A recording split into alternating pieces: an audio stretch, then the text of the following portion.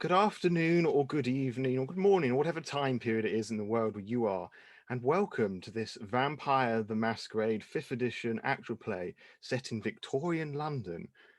Might the kindred gathered here this evening introduce as much or as little as they desire? What order would you like us to go in? Well, as you have spoken up first, we'll start with you. Hello, my name is Ellie Collins, and I will be playing Amelia O'Cleary, a Malkavian. I'll go next. My name is Ian Muller, and I will be playing Samuel Granger, a Tremere of sorts. I'm Zachary Vaudo, and I'll be playing Maxwell Young, Gangrel.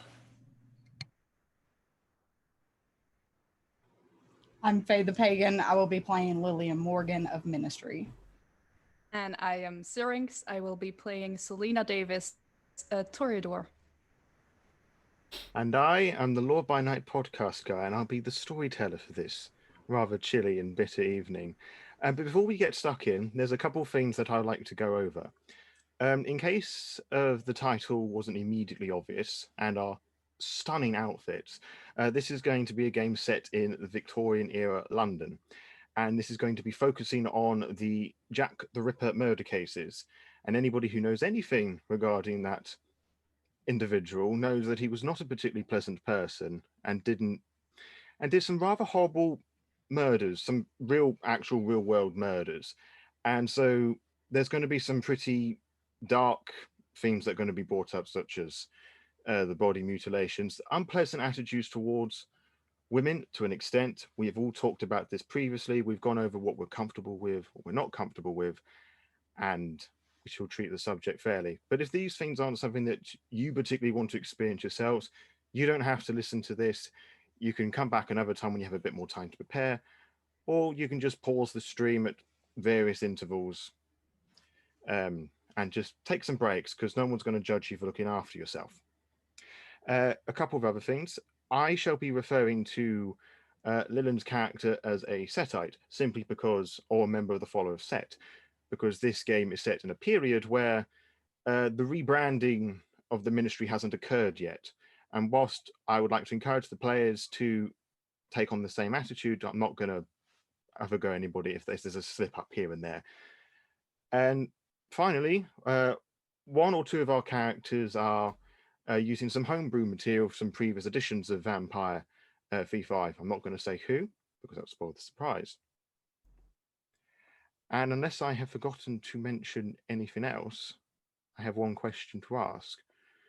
Is our kindred sitting comfortably? Good. Then I'll begin. Our story begins on the 24th of December, 1891.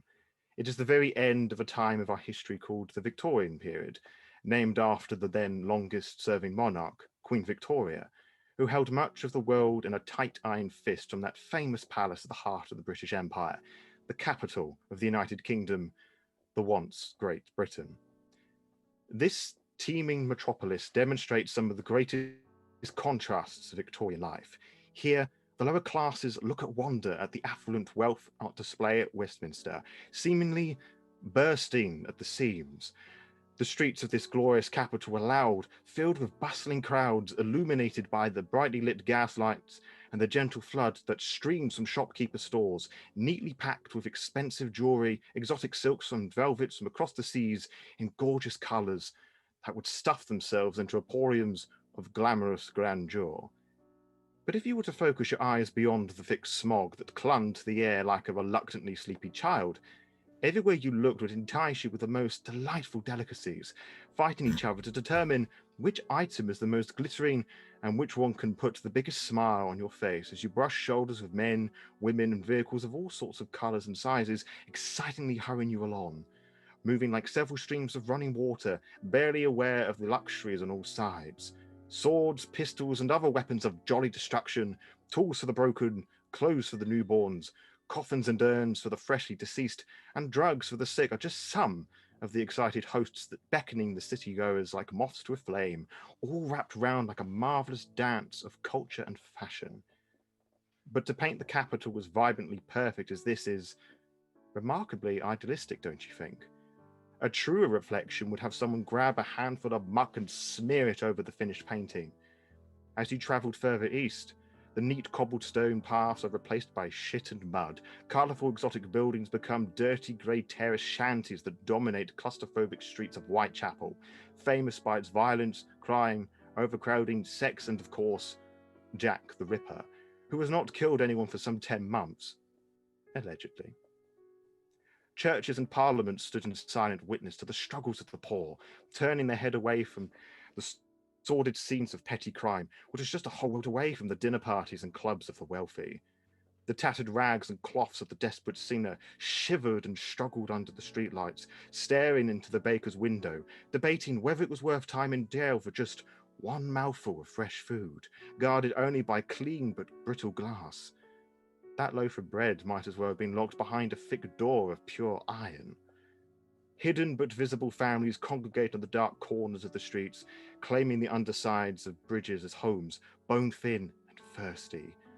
Those who had homes would have to share the tiniest of living spaces in poorly planned terraced houses, smaller than the rooms you're comfortably sitting in right now, with up to 50 people, sharing the scraps they could find, as well as illness and suffering. Wealth and poverty and life and death stood side by side as satisfaction and starvation would blanket the homeless.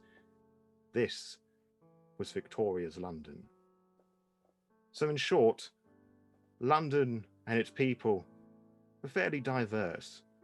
All sorts of secret societies and clubs would gather across the city. But it's not the people per se that we are interested in tonight. No. It is, how would I put this? An undead society, and that's not some fancy term used by this club. They are truly undead. They are signs of the night, vampires, or kindred, as the most popular of these undead clubs likes to call themselves. That club going by the name of the Camarilla, who has ruled London for, well, let's just say a very long time, with its ruler, Prince Mithras, almost controlling the Great British Isles for almost 2 millennia at this point. But not even he or his many, associates, shall we say, know who this Jack the Ripper fella is. All sorts of kindred gather in London from all different groups of society. Some better off than worse. Some manage to live in fine houses. Others are not so fortunate. Whereas some have managed to find some place in the middle, have come to terms of blending in with their mortal food, as it were. One of these kindred goes by the name of Maxwell. So tell me, Maxwell, describe your place of residence for the listeners tonight. Tonight's unfortunately just one of the parks that I was able to hole up in for the evening. Sometimes I'm sleep over somewhere in town, usually over near the Royalty Theatre. Tonight was a bad night. Well, last night was a bad night. It's always a bit of a bad night. So just found a good place to hole up, away from the sun, away from the eyes, and it's time for me to get up, crawled on out, and dusted myself off, and made my way in. Well, that's where you think you've ended up tonight, at a park buried away from society. But you find yourselves in a rather crumbling building. You're certainly no stranger to these poor establishments, but even this is a bit beneath you. It's pitch black. You can barely see the environment around you. Maybe if you squint a little bit, you could see the remains of what appears to be a bookshelf or table, but it's really too difficult for you to see at the moment. Can I fix that? If you wish. I'd like to activate Eyes of the Beast. Sure. And remind me, does that require any rolls? Or is Nah, that... it's free. So my It's eyes actually- just start to glow red in the dark, so I can see a little bit better. Indeed it does. Vroom. and the housing around you is illuminated, and you kind of almost think that you wish you hadn't done it because it is in quite a poor state. It might as well have just been made out of clay. There's a tiny, you can see through an alleyway, well, an archway of the building, a tiny slit in the window. Well, you've seen prison windows that are much larger than this, that bring in more of the sunlight. And you just look around and someone has made a right mess of this place. That bookshelf I mentioned is snapped in two. A small table is covered in claw marks. What do you do? Claw marks seem familiar to me, or they always tend to. Just won't get my bearings. If I wound up here, like to know why. Search around a bit, see if there's any indication of what happened before I tried to head out for the evening, away from it. So you begin to explore, and there's not much in the room that you're in. You enter the next room, which is even smaller than the one that you're in the moment. And again, there's similar levels of destruction. You look to your right, broken furniture, furnishings, some claw scraping marks on the wall. You look in front of you. That tiny little slit just reveals the tiniest of gardens of walls. Not much farther. You could probably reach it if you just half extended your hands. It's that slim. You can't see much beyond that other than it's just the rest of these poorly built houses. Then you turn to your left and you see a small boy. He doesn't appear to be any older than 6. He's pale, rather ill looking, and he's just sitting there, his half thumb in his mouth. He's wearing this little clothing, his wide eyes just staring at this finely dressed gentleman with glowing red eyes. Is it just him then? It's just him. You alone there, little one? He slowly nods his head, wide-eyed. You gonna be all right? I think so. Good. Are you a magician? Let's call us that. Yeah. Wow. How did you do that with your eyes? It's kind of magic, isn't it? Wow.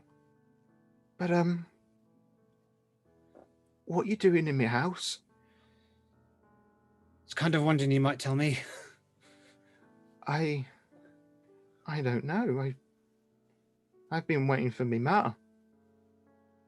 And I heard a lot of noise, so I hid. I thought we'd been burgled. Been Friday too didn't frightened know to it's your move. place. Well, I don't know who it did, but did you get rid of them? Did you use your magic? Surely like to think so. Wow, I think that's amazing. I might have gotten rid of them for the time. Oh, thank you, sir. Thank you. I'm Charlie. Hi there, Charlie. I'm Maxwell. Oh, nice to meet you. And he will slowly stand up, and he's clearly very cold because you can see him shivering. He seems to have lined up a little bit. He doesn't look as tense as before. I'm gonna head out now, Charlie. You're gonna wait here for your mom then? Okay. If you see her, could you come back and tell me? I've been waiting here an awful long time, Mr. Maxwell. Sure. What's she look like? I can keep an eye out for you. Well, she's very pretty. When she went out last night, she was wearing a dark blue dress. She's black hair. It's all done up, proper nice. Dark blue dress, hair done up. She Yes, wearing sir. anything in particular I might recognize apart from a blue dress? She was wearing this fancy brooch. It looked like a crown, I think. Crown brooch. Keep an eye out, yeah? Thank you, sir. Thank you. Aye. You stay warm now, alright? You find food. You just keep yourself safe. I'll try, sir. I'll try. Yeah. Storyteller's anything he's saying, does that sound familiar to me at all? Not at the moment. Can't say it could describe half of the women that you have met. Good. I'll give him a nod and I'll take my leave from the house. So you slowly exit the building, again, going through that garden, the constricted brick walls. You probably could see over them if you stood on your tiptoes. Is there anything else that you wish to do before you leave the garden? I want to think back and just, if the description of what he said, just somebody breaking in and messing up the place, if that rings a bell with how my night went the previous night. I thought I was one place and then I was here. Well, you can make a roll for it if you wish. Sure, what's the roll? Let's say, I think intelligence and insight. Can do that. 2 successes. 2 successes. You vaguely remember being in an argument with someone. You don't really remember how it went, but you were very angry about something, filled with determination.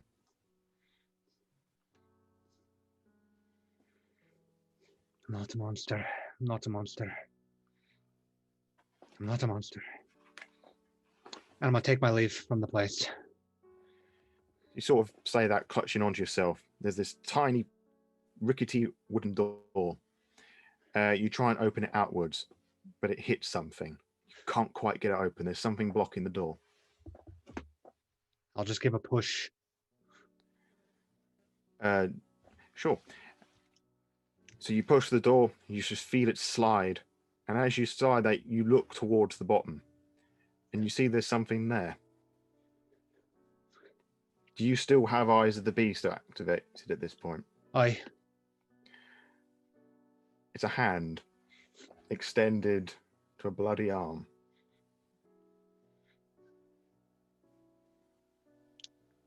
Is there enough for me to get out? Or do I have to push more? You can step over it, I reckon. Yeah, step over and push the door closed. What you see is quite a horrific, bloody mess. It's a woman who, well, what remains of the dress fits the description you were just given. The body is a torn, bloody, fleshy mess. Bits sticking up. Unless you wanted to start having a poke around, you couldn't really tell where the stomach and the chest began. Is there a brooch on her wrist that I can see? You cannot see it immediately on her, but then again, it's all torn and tattered, but you couldn't have a little search around to see if it's fallen off. Delicately, I want to brush the scraps aside and see if I can make sense of what I'm seeing. As you do that, you're almost repulsed by the sort of dank, cold, sticky sensation of her flesh. She's been here for, not for a long time, but long enough for the bitter chill to have an effect on her. But yes, you do find that brooch on her. I didn't have any blood on me when I woke up, did I? Well, when you say that, you look at your hands, and your hands are dried, covered in this pasty, dry blood. How close is she to the garden? Just on the other side of the door, so garden, door, mother. I'm gonna close the door behind me and I'm gonna start digging in the garden, just bare hands, just repeating to myself, not a monster, not a monster, not a monster. And I will spend as much time as it takes to dig to put her in and bury her down. As you're doing that, you hear the door that led to the house open. Is a loud.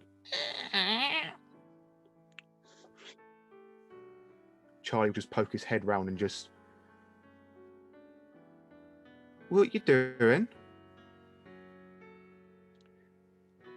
Go back inside, kid. Why? What's going on? You've got to wait for your mother. You've got to go back inside. But why are you digging in the dirt? You look like a dog, sir. No offense. Feel like it sometimes. I mean, I think we got a spade somewhere if you want. I can go and get it. No, you go back in and wait there, Charlie. I'm gonna finish up here and then I'm gonna go look for your ma, okay? Okay. And he'll continue to stare at you with his interesting look and just. And I'm gonna spend the time digging and the body go in and cover it up. Not a full burial, but as much as I can. Right. Before I take off as fast as I fucking can. Well, we'll leave you there to dig, and we move a little bit down the street, because it's not quiet out there. Sure, you would hear the wind if you're paying attention, but there are the sounds of laughter and cheers and celebration and other more mature noises, shall we say. In a large terrace building, there's lights going on. We peer on the underside, the lower levels of the building. We find a member of Clan Setide waking up from her slumber. So what would Lynn do the first thing when she wakes up? First thing she would do is just kind of get up, check on the girls, make sure everything is set, everything is good, business as usual. Sure. How would you describe your establishment? It's probably not the most... it's not the best looking, but it's not the worst. Hey, it gets the job done. Of course. Because at the end of the day, who's there just to admire the paperwork, the painting and the scenery? They're here for a different reason, are they not? Is there anybody that you would speak to first? Probably Margaret, which is one of my workers. Mm-hmm. And what would Margaret look like? Frail, blonde woman. Nothing of note, really. Just standard plain. Fair enough. Would Margaret know of what you are? Yes. Cool. So you enter around, you look around, there's some people drinking, chatting, certain individuals chatting up your ladies, to put it nicely. And there you see Margaret just minding her own business, just keeping an eye on things. Okay. I'm going to walk up and approach her. As you do that, she'll notice you approach and, evening, Miss Morgan. You sleep well? As well as I can. Anything going on? It's been a bit quiet the last couple of hours. I mean, Mr. Ryan's came in again and just, you know what he's like, just screaming and shouting. He's drunk as a skunk, that one, but I mean, what can you do? What can you do? Is there anything that you need tonight? Everything handled? Do you have everything? Well, at the moment, I'm just waiting for that old Clary to show up. She said that she was going to bring us some pretty things. Ah, that's right. Yes, just no sense of urgency, that woman. She is a pleasure, though. Oh, is that what you'd say? Ah, yes, a pleasure. And she just forces this smile. She's just trying to be polite because that's what she is, not wanting to offend. I guess I will stay and wait for her arrival as well. Well, you don't have to wait long for somebody to arrive, but it's not the individual that you're expecting. A tall, frail, scruffy-looking individual with facial hair, wearing poor clothes, enters from the back door behind you, singing loudly and rather out of tune. He's wearing a top hat that sort of looks like it's been, it's seen it quite a bit, so sort of scruffy and dirty. And he just enters the room, just singing really badly. You know this individual is Mr. Ryan's. He's drunk again. Margaret will sigh and just look at his shout as he's singing and has this bottle in his hand, just trying to engage conversation. Margaret would just say, "Do you want me to handle it, Miss Morgan?" If it gets out of hand, let me know. Otherwise, let's just see what he wants. "Very well, miss." And she will sort of stand up straight, sort of approach him and engages in conversation with him. He shouts back at her. He's insisting that one of you dirty whores has stolen his money and he wants it back. Otherwise, he'll rat you all out. I'm definitely going to approach. Right. So what do you do? Do we seem to have a problem, Mr. Ryan? What? Oh, you. You're the nasty bit that runs this little shit heap. One of you fucking tuts has stolen my money. We are not thieves here. Oh, Are you sure you haven't misplaced it? Oh, I'm fucking sure. I've checked all over myself. And one of you lot have stolen from me. I want my money back. Or we're going to have a little fight.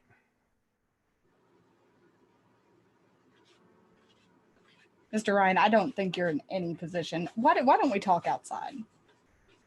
Yeah, sure. He was sort of, you lead him out, sort of stumbling on, barely able to stand up straight at this point. Just a little tap, and then you're pretty sure he will just fall over. So once we get outside, she's just going to move a little bit closer. Now, why do you believe one of my girls have run off with your money? Because this was the last place I'd seen it. I paid Samantha. I put my wallet back. I come out the back door. Make sure I got everything. Then 5-10 minutes or so, I couldn't find anything. So at some point, one of your lot have run off with their money. I pay them well for what they did. But they're greedy. Fucking greedy.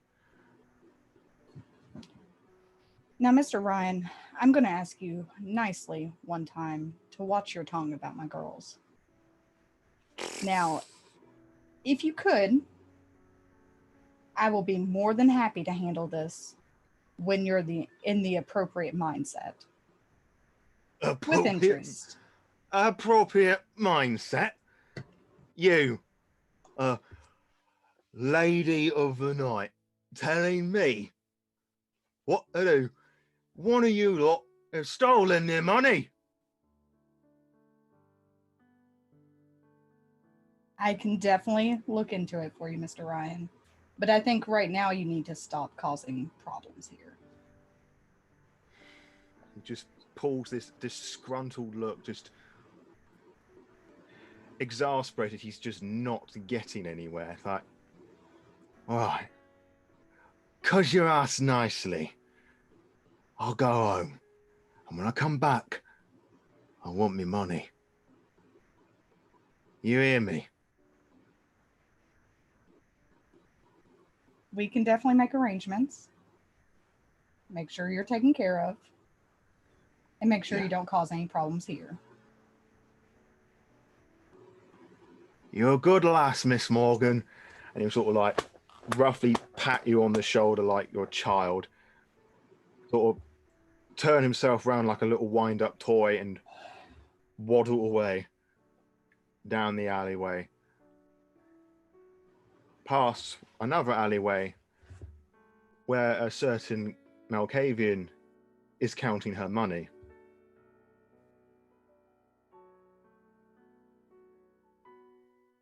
That's 10, 11, 12. Well, that's a good.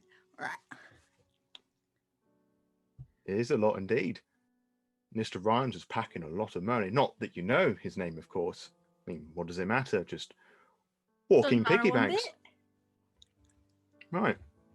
Now that you have finished counting your money, what do you intend to do? Oh, that's right. I've got some beautiful jewels. I want to go take them to Miss Morgan. And off you go. Is there any particular mannerisms in which you walk? Just out of curiosity, do you try and blend in? Are you very extravagant and elaborate in what you do, or? I'm going to play a little hopscotch on my way. So you do the little hopscotch without a care in the world, and there's some people that walk past just give you a weird. But other than that, That's no one fine. does anything different.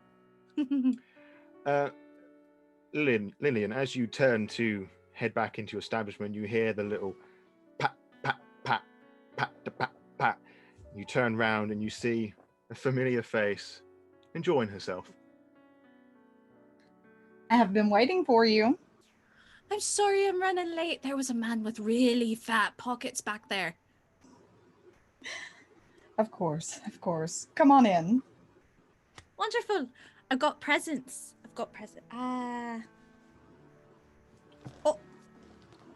I'm going to pass her a very thick blue velvet bag, just jingling, full of jewelry.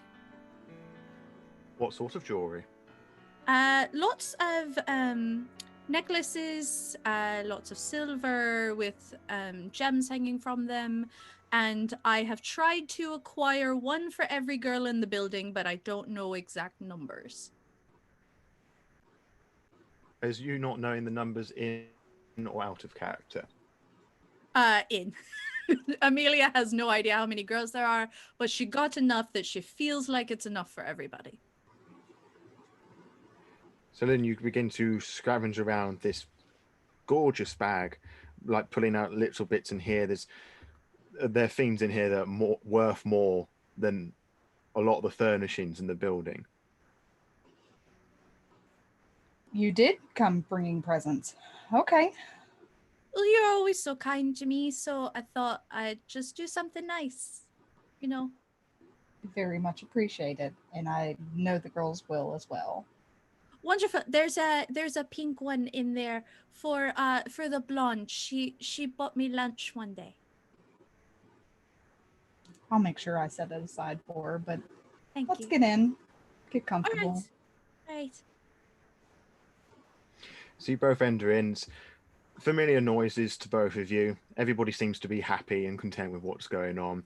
People drinking, people laughing, the girls putting on little dancing shows, advertising their goods, as it were. What do you do? Is it a good night? Doing well. So far. A Good. little bit of trouble here and there, but that's normal. Anyone you need me to rough up? We'll see if he decides to return back. Was there already a problem?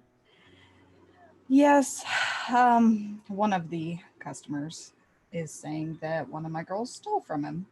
Oh, fuck him! It's probably me. Possibly. Me. Sorry I got her in trouble. It's okay. I'll figure it out if and when he returns. If he does, you let me know. I do appreciate how well you take care of us. I try, especially with all the shit's been happening in the city. You can't go out as a poor, helpless woman anymore. This is true. As you're chatting to and for each other, exchanging pleasantries, your nice conversation, this little calm before the storm, as it were, is interrupted by a horrific shriek from the front of the building. Fuck was that? I'm not sure. I'm going to immediately go up there. I'm going to follow behind her. You both hurry out of the building, and you see Lynn, you see one of your girls just standing not that far away over a corpse. Okay. I'm going to approach, and so one of the girls is standing over it. Just standing there, just... I'm just going to kind of put an arm around them, let them know I'm there. She jumps as you touch her, not wasn't expecting you to arrive. Just, God, is it? She's unable to get the words. She's just stuttering, just staring at this horrific lump of flesh on the ground. Is there anything about the corpse that's recognizable? From where you're standing, you don't immediately recognize her. I mean, if you wanted to get down and have a better look, you're more than welcome to. Yes, without disrupting anything. So you squat down, you sort of look at the half face, and by half face I mean half of it's on the ground, half of it's pointing upwards, and you don't recognize a face behind the bruising and the slash on the cheek, but you could use your imagination and reckon that you haven't seen her before. She looks too nice to live round here. This is, after all, Whitechapel. Who the fuck's that?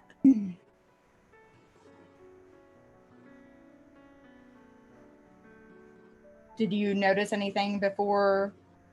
And she'll just kind of gesture. No, I was just walking here. I didn't see anybody. I think I'd have seen someone looking that nice. Lord knows I would have gone after her. I mean, you're more than welcome to look. She does look like she's wearing really nice clothing. Any jewelry? Not that you can immediately see. I mean, All right. you'd have to have a little scavenge around to see if you could find anything. Not in front of people. Fair Not in enough. front of Lillian. Of course. As you're sort of the three of you, standing there gawking at this body, you hear not far away just some weird noises just on the other side to your left. What the noise, is it like walking or like scuttering? It sounds like someone is digging furiously, like a dog. Okay. Think there's dogs out. No, it's not a dog. It's not a dog. I'm gonna go check that out. Okay? Okay. What you want me to do with this lady? We'll figure that out. I'm more concerned on, and she kind of gestures to the worker, getting Yeah, her back you can in. take care of her. I take care of this. Yeah. Okay. How visible is the body to the regular street? It is literally on the street. There's just this. Okay. So anybody who would walk past it would see it. How many people have seen us right now? As far as you're aware, there's just you, the worker, and Lillian. Okay, so nobody else on the street has noticed this yet. Not that you're aware of. Okay. There would certainly be a bigger crowd if there were. Yes. I'm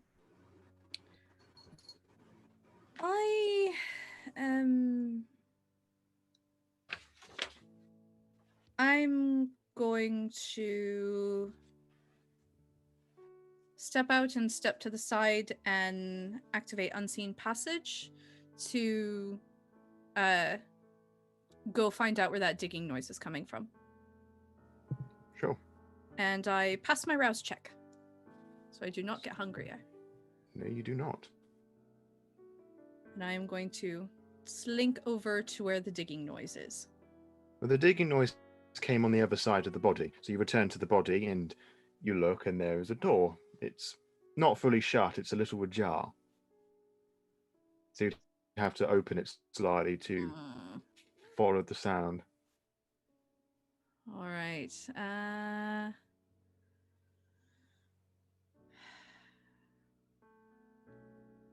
If I open it, I'll drop Unseen Passage. It's not ajar enough to slide through, is it? You could certainly try.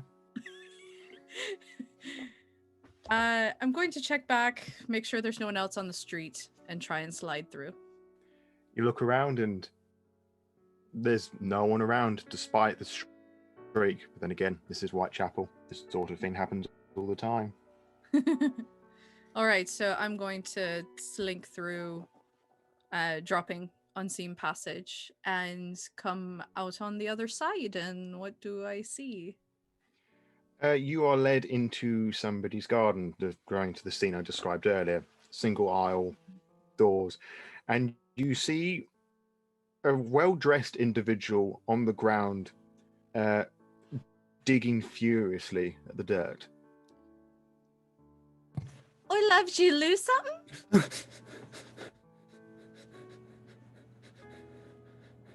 You all right? For note, Eyes of the Beast are still up. Yeah. Okay. You look like you've seen a ghost.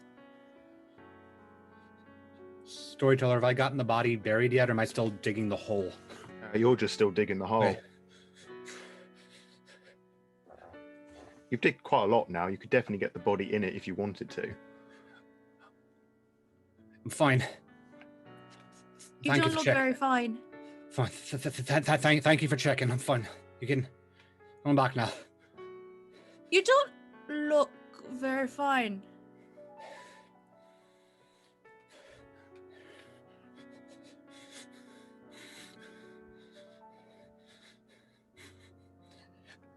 Just gonna push the body into the hole as quick as I can. In order to do that, you would have to walk past the individual in front of you. Oh, that's the body? I had to go to that body and then back out again? Mm-hmm. I thought it was a different. Okay. My mistake. Then Then never mind. I'm just gonna look at the body, look at her.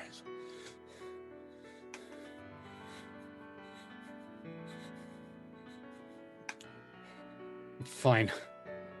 It's Oh, all right. We all go digging in the dirt every now and then. Did you lose something?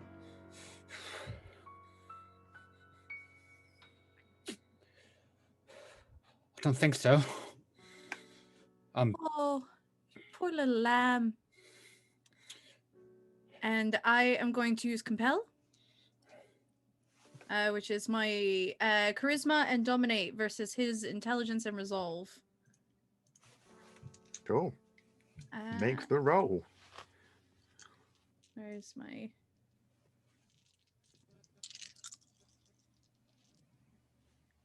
that would be 4 successes. That's also 4 to resist.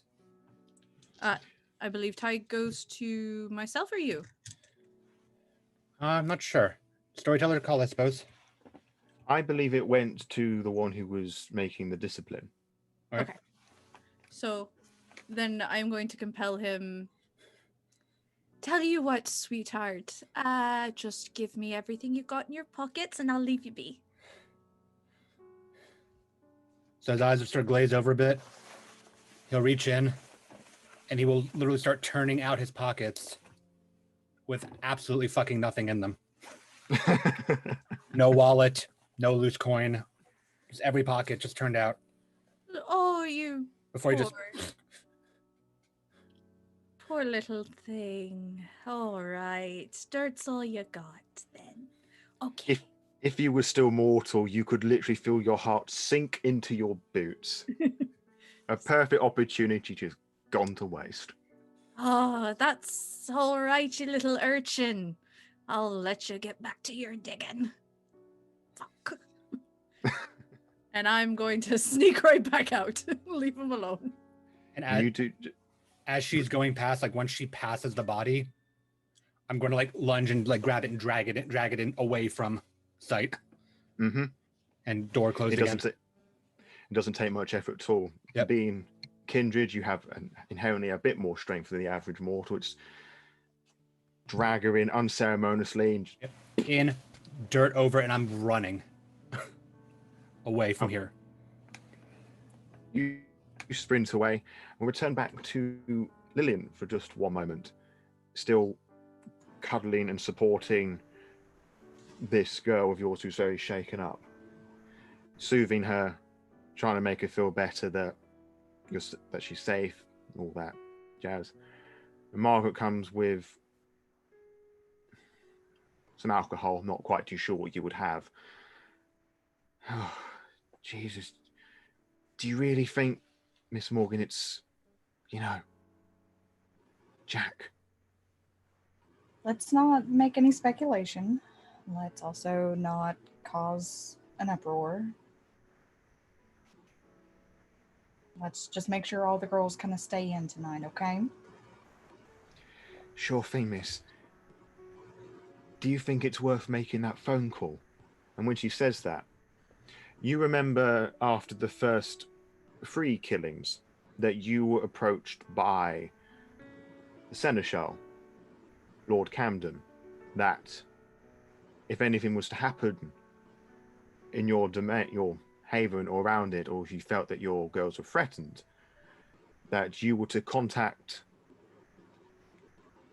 an associate of yours who would have a telephone, who would phone that particular number, and then they would send an associate out there to deal with this mess and ensure your protection. Okay. Do I have a name for the associate? You do. It is a kindred that you know very well. Miss Selena Davis. Yes, I do think it's time to make that call. Very well, miss. I'll head there straight away. Be back in about 30 minutes. And without any hesitation, boom, gone. Miss Davis, how would you describe your haven? My haven is more on the wealthy side than most of the things we have seen so far. It's quite a large building in quite the urban core more of London at that time. It's a lively place. Lots of people outside walking around, having a chat, having a drink. Here and there a few watchmen around the building, and the building itself is quite large, quite high, quite very with the times as far as architecture goes. It's full of life, it's full of energy. It's definitely a place where you can go and have a good time, to say. It's a casino, and the name that can be seen and at the side is Taiki. Do we want to go inside? Please, let us explore the vibrant life and the colours and the excitement and minor disappointments. Well, some more so than others. And what would Miss Selena be doing at this time? Having recently woken up, she would probably still be in the main area, the room you enter once you enter the building. A very wide, very open room with multiple levels. Here and there, you can see low tables, bigger tables with all sorts of gambling going on. You have a little bar at the side. Here and there, a few barmaids, a few people hustling around. Quite a loud place as well, as a lot of gambling is going on. A lot of people are really getting into it, showing their passions for the games. And Selena would probably be seen at the side of that room, standing next to the bar, overviewing the area and the gamblings going on. Would you just be watching, or would you be trying to make conversation, or? She would probably ask Lila, her barmaid, who was probably working at the time, if anything unusual has happened so far at the night, if all's going smooth. And what would Lila look like? Lila is a very quite young girl, around her 20s. She has long blonde curling hair. She has little sunshine, little tinge to her cheeks. She looks quite healthy, quite well, especially in the times. She has light blue eyes, and she is wearing quite casual clothing, very light tones, a dress with a corset that is light blue. Not abnormal as far as looks go, but definitely healthy and a good-looking young girl. And she's in good hands. So she's just at the moment just standing there, just cleaning a glass, just as you are, just looking around, just making sure that everything's okay. So as you approach her, what do you say? Lila, my dear, how has tonight been so far? She'll look and she'll just smile. Just, oh, Miss Davis, it's such a pleasure to see you tonight. I must say that you look stunning this evening. Oh, stop it. You know, such flattery is above you. And she'll, smile back. It had to be said. But to to answer your question, there's no incidents to report at the moment. Everything's going well. Making lots of money, lots of happy people. Nothing else really to complain about. And how did you sleep? Same as every night. It has grown quite boring these past few nights. Nothing really happening. Even in the lower areas of the casino, things have been dull. Do hope that changes soon. How is it being dull? People are gambling, but no big debts have been made. No big bets have been made in weeks. A change of pace is always welcome there. There's no thrill in any of it if you just gamble for a penny. So it's passionless then?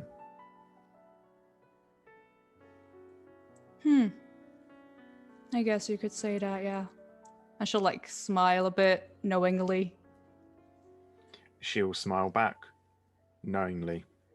And where you're speaking to at the moment, you mentioned a lower level. Is this bar on the lower level, or are you on an upper or a middle? Where we are right now is the ground floor, very big room with multiple kind of high stages. You have multiple levels and a the highest level is for the like performance of the night.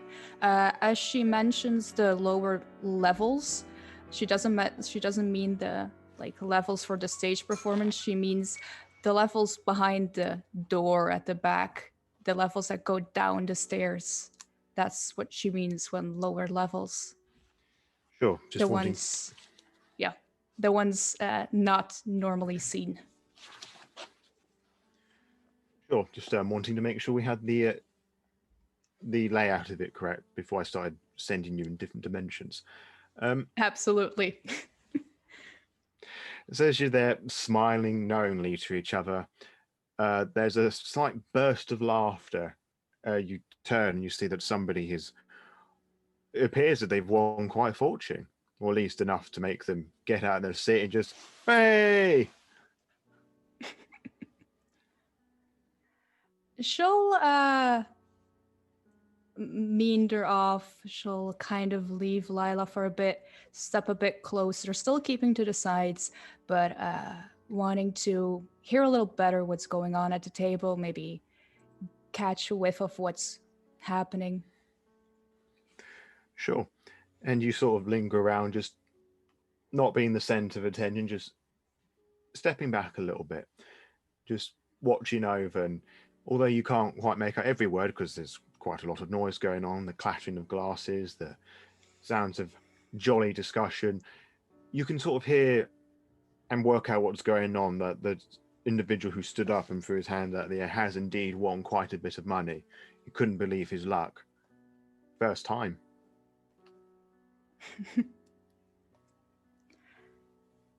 How many are at the table? Did he win one-on-one, or were there multiple people at the table?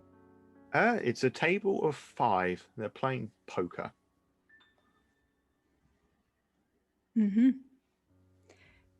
She will keep to the side, but as she notices that he won and he's so excited, probably his first time winning, she will cross her arms and have this like broad, really genuinely happy smile as she really just focuses all her attention on that table, as if she's really just feeling his happiness almost. Is there any sign of the other people at the table? Of course they're not happy, but such is fate. Is there any sign of the people at the table getting angry, possibly not controlling themselves, or possibly maybe becoming violent? No, but there is one individual who definitely looks more irate than the others. He's just sort of hunched over. He's clearly lost, and just as out of the 5 there's just one individual who just looks the most, if this carries on a bit more, he's going to flip the table or say something that he shouldn't.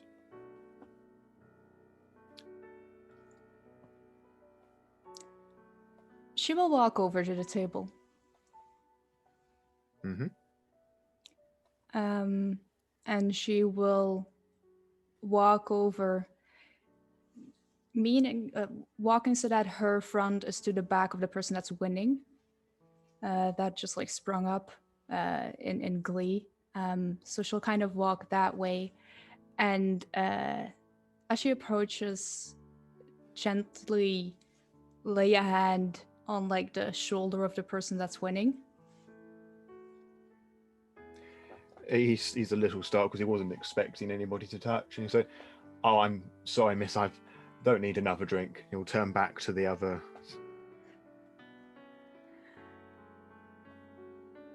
First time winning, huh? He'll look back. Said, "Yeah, just won a fortune. It's the first time here."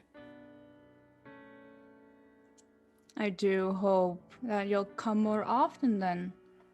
Having a fortune now, I maybe Yeah. got a little taste of what gambling is like. Yeah, it's certainly a lot more exciting than the missus made it out to be.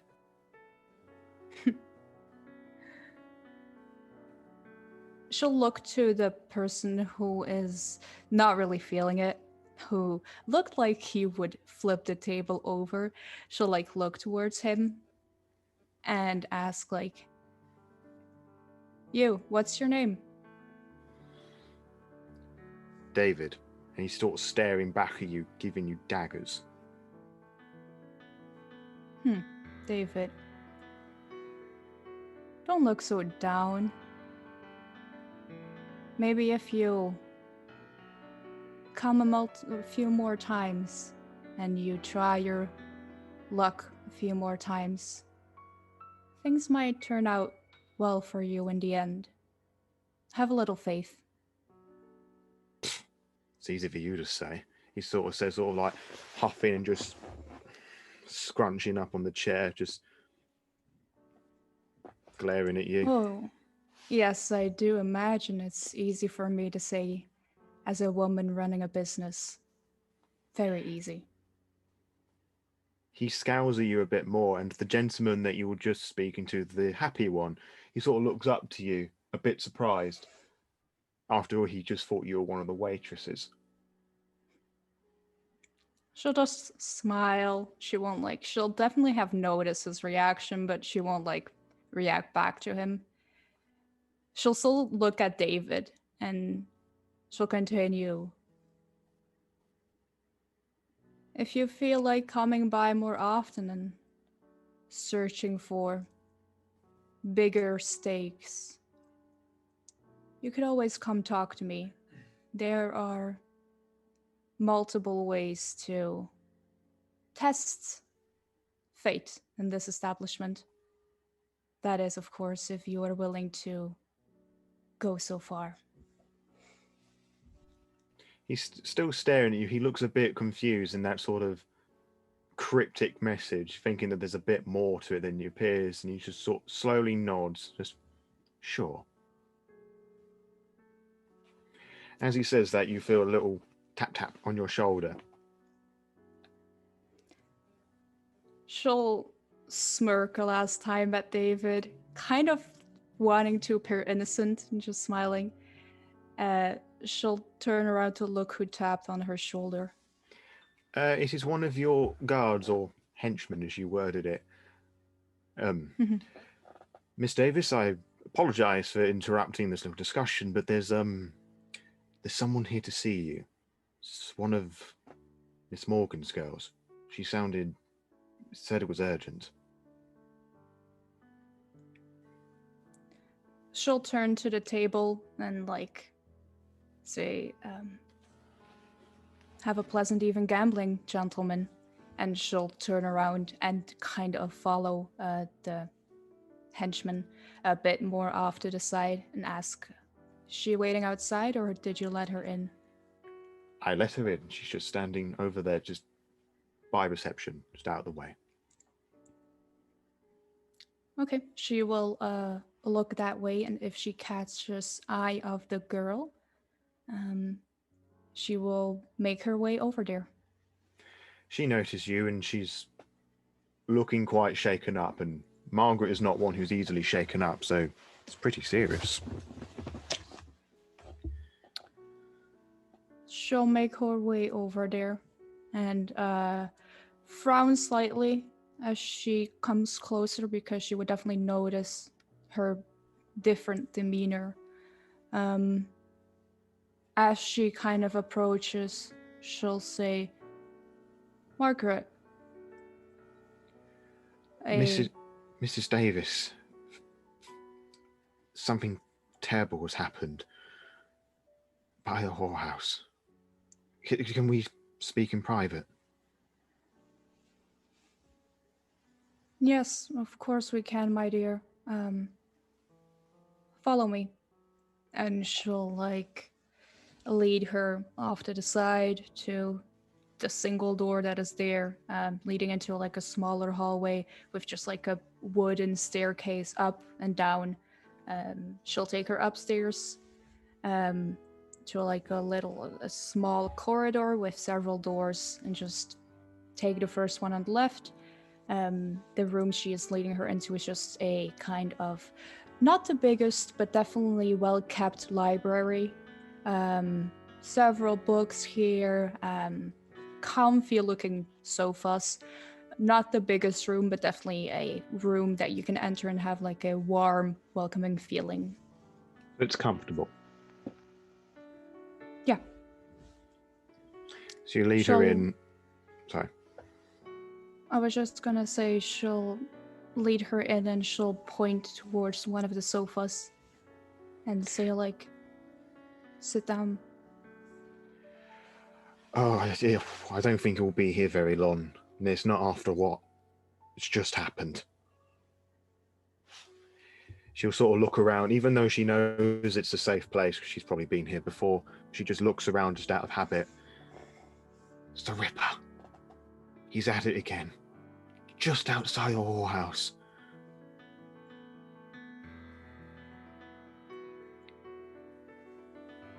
So, one of Lillian's girls is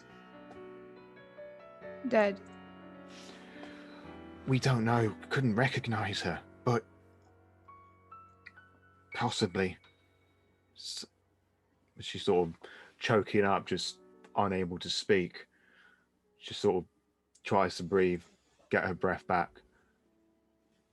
We need to make that call. You know, the one from the higher ups, the important people. She says that you know you know who she's referring to when she says that.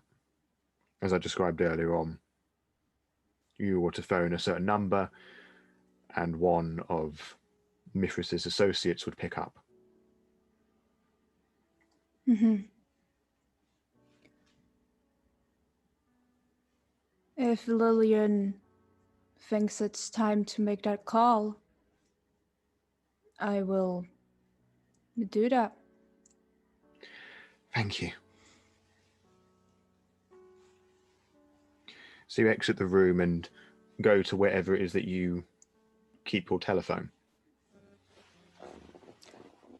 Would probably be in another room in her private quarters on that same level. As far as Margaret goes, she can stay in the library, or if she wants to go back down, she can go back down. I'll leave that up to her. Do you tell her this? Excuse me. Yeah, I'll say that I'm going to make that phone call and that she can wait here or back downstairs, whatever she prefers. If she wants to take a moment to calm down, she can definitely stay in the library. I think I'll go and wait by reception, if that's okay. It's a bit out of place here. She'll just nod and let her leave. She quickly makes her way off, just speed walking her way back to the reception. Then Selena will go to just the next door in the hallway, which is a pretty standard bedroom. Not the fanciest one. And as I say that, it is probably very clear that it is a guest bedroom and not the one Selena herself would be staying in. Pretty neutral tones, nothing that really stands out. It has a closet, it has a desk, and it has a bed. And on that desk, there is a telephone. So you pick up the telephone and you spend ages dialing the telephone. And it rings for a little bit. And eventually it clicks. And you hear a woman's voice. A woman that you would recognize as Nina, who is the ghoul to Lord Camden. Good evening. And who is this?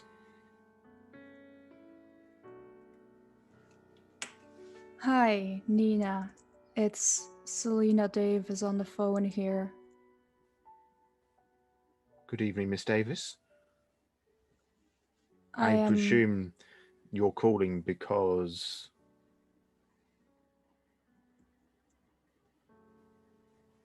I'm calling on behalf of Miss Morgan. She has run into an incident, quite a severe one, and she thought it wise to contact you. She doesn't answer immediately. You can sort of hear like the little muffled as she's turned her head away to speak to somebody. I'm going to give you the telephone to Mr. Camden. There's a pause. Good evening, Miss Davis. You said there has been an incident. Good evening. Yes, apparently the word I got was that there is a Ripper victim close to Miss Morgan, her place. You're sure about this? Judging from the way her informant just came to me, humans cannot lie or hide their feelings as easily as we can. I am pretty sure something is terribly amiss. Of course, this would happen on the one night that our sheriff isn't present, which suppose it leaves down to me to pick up the mess once more. Very well. I will be at your establishment within the next 5 minutes, and we can have the kind lead us back to the location. I'll bring a carriage, and before you get another word in, he hangs up. Okay, she will hang up the phone and also make her way back downstairs. You head downstairs, and Margaret, who's not looking as tense and as frightened as before, but still pretty shaken up, she sees you, and she would like say, "Well?" Mr. or Lord Camden is on his way as we speak. He will be here shortly, and then you will lead us back to Lillian's establishment or the place where the body was found. Okay, she breathes. Wait, you said Mr. Camden's coming?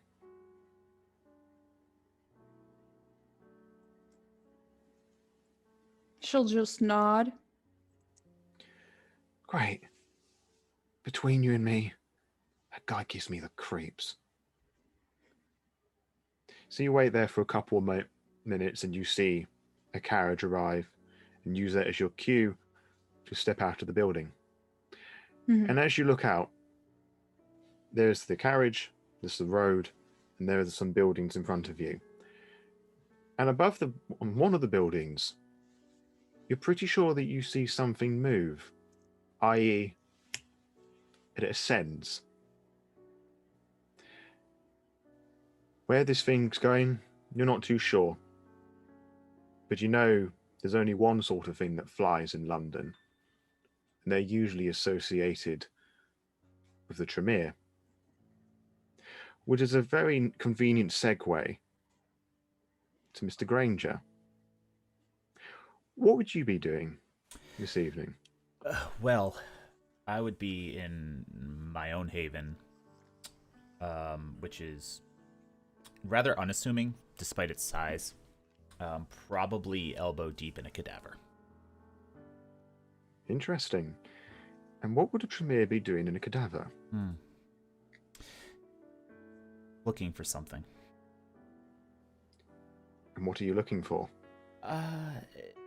It's splayed open, very surgically. I would be wearing a leather surgeon's smock to protect myself, but blood up to the elbows. And I am removing the heart. The heart? Yes.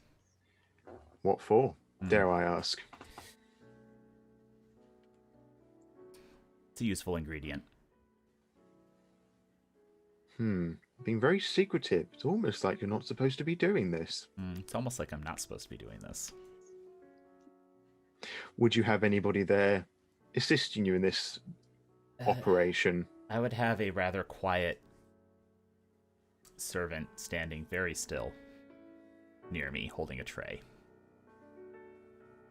So he's just standing there, just unassuming, just... Yes. And if anyone else was in the room, they would notice that the servant is not breathing and is not alive. They would not. Would they think he is another kindred? No. No. Why not? What else could he possibly be? He might be a reanimated corpse. Some interesting thaumaturgy or blood sorcery you've got going on there. Yes. We'll call it that for now. So how long would Samuel be working on this? Not too long. He knows his way around a body. Once the art is removed and set in the tray, he would take the tray from the corpse and set it on a table and plunge his hands into water, wash most of the blood off. Go about the rest of the more arcane side of what he was trying to do. And what were you trying to do? Samuel is attempting to develop his own ritual, which its purpose isn't important right now, but it be of great interest to the medical community. Is this a legitimate medical community, or is this some underground operation, as it were? Both. Bit of both. Fair enough. And what else are you doing to prepare this ritual? There's some texts out on a table, probably written in Greek and Latin, as a large wooden bowl with some different alchemical ingredients in it, and a small contained flame, which is very far away from him at this point in time, but probably a few medical instruments just for ease of removing certain bits of body and whatnot. Like, the room he's in is half science medical lab and half Tremere ritual chamber. And where you're doing this, your haven, is this like a bottom, top floor, underground, or? So Samuel's Haven is located near one of the cemeteries in London, probably near Whitechapel, because it's quiet when he gets left alone. And he would be in the basement. The upstairs is sparsely furnished, has a few belongings, but nothing ostentatious. So there you are, doing your research and preparing your ritual. You know, it's still quiet. You're able to get and do, not be disturbed for once. Your servants obviously are not going to bother you. Will you hear a loud thud from the very top of your haven, from the outside?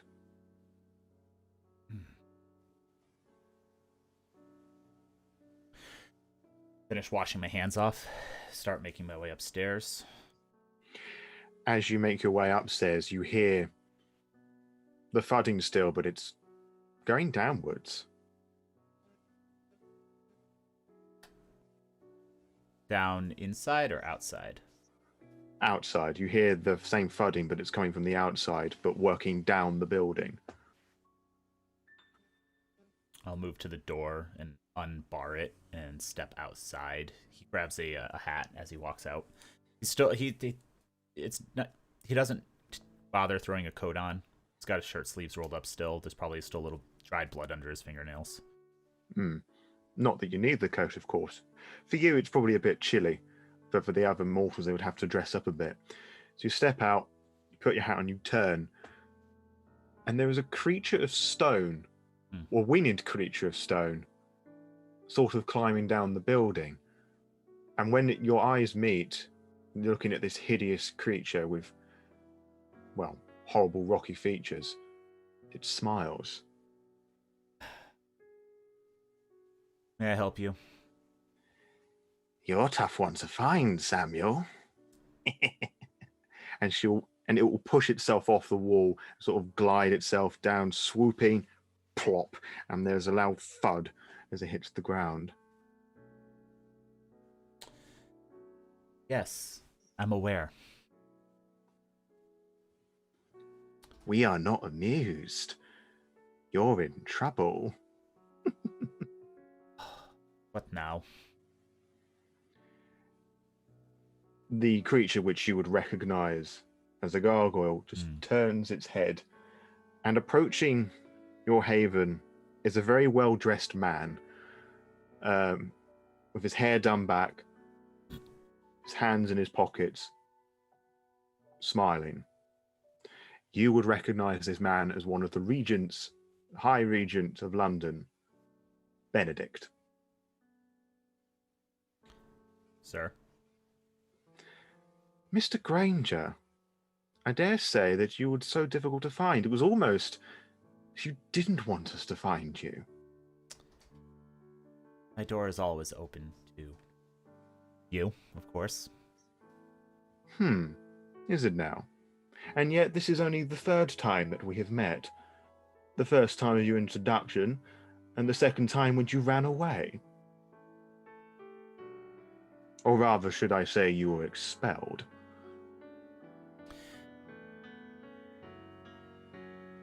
You have a point. Well, it turns out that an opportunity has arisen for you. Interested? What kind of opportunity? To redeem yourself. Redeem myself. And would I still be allowed to conduct my research?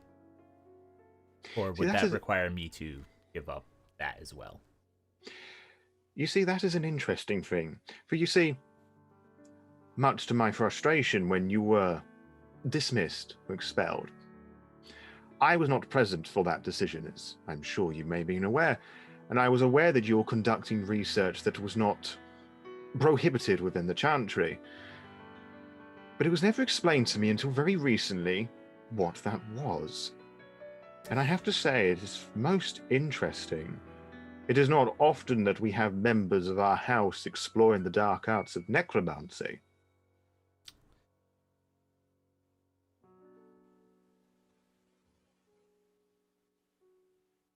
It isn't, but it is certainly valuable work. Oh, it is most valuable indeed. I have only mentioned it once to Lord Camden in passing conversation, and if looks could kill, well, his looks could kill if he said the right words, but that is neither here or there. I think you would make a wonderful addition. Well, I thought you were when you were embraced. For now that I know that you're conducting most interesting research, I would love to have you back, but of course, the others are not so... What's the word I'm looking for? Adventurous in their arcane pursuits.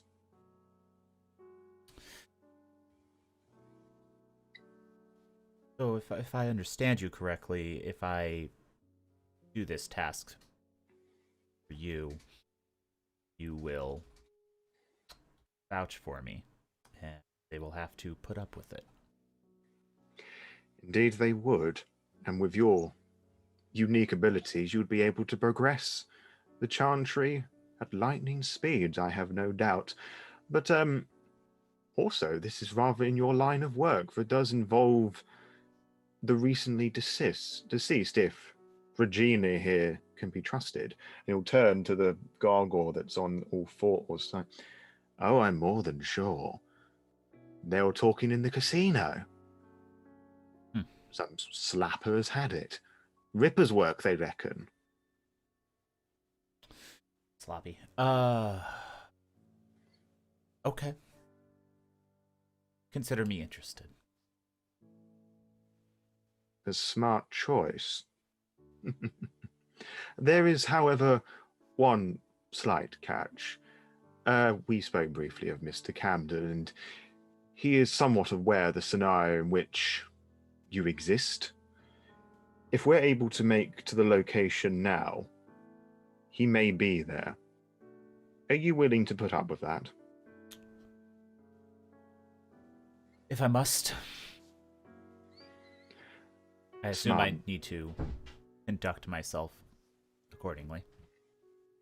Of course. And he'll briefly scan your attire, and you probably would notice your bloodied hands. Well, what's left of it anyway. How long would that take you? Just a few moments, and I'll just turn and walk back inside, very unceremoniously. I don't finish washing my hands. I grab a medical bag with some tools in it, and I throw a slightly more clothing on, but very still underdressed, and doesn't bother rolling down his shirt sleeves. Mm-hmm. So Benedict will just stand there patiently with this grinning gargoyle. Regina has the address. I shall have other business to conduct. She will take flight. You will watch the skies.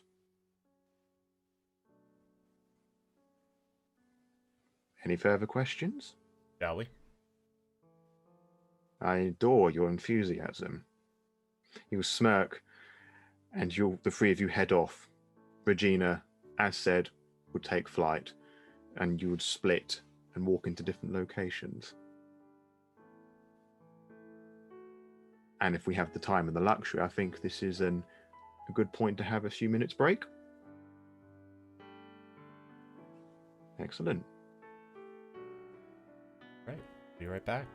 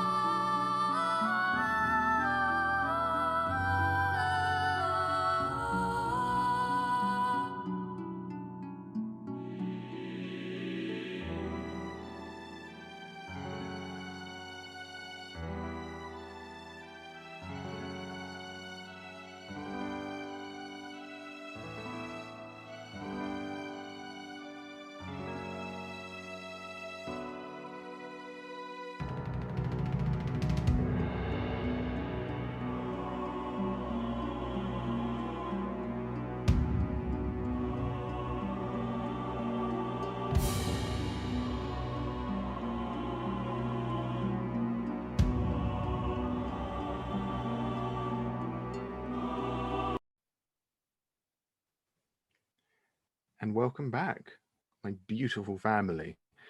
And where we left off, our eclectic kindred, shall we say, were doing quite a variety of different things and got themselves all wound up in this somehow, but they haven't quite come together. So let us return back to the one who is not dealing with this very well, is rather running away. Mr. Maxwell. You're sort of sprinting along as fast as you can, just wanting to put that mess behind you. Not doing your best not to think about it, and yet at the same time, it's the only thing that you can think about. But you're running, you're sprinting, and you're panicking. It's stopped suddenly as you almost run headfirst into two horses attached to a rather long, luxurious carriage. And the foreman at the front, like, scrambling, trying to calm the horses down, is like, "Hey, watch where you're going, will you?" Sorry.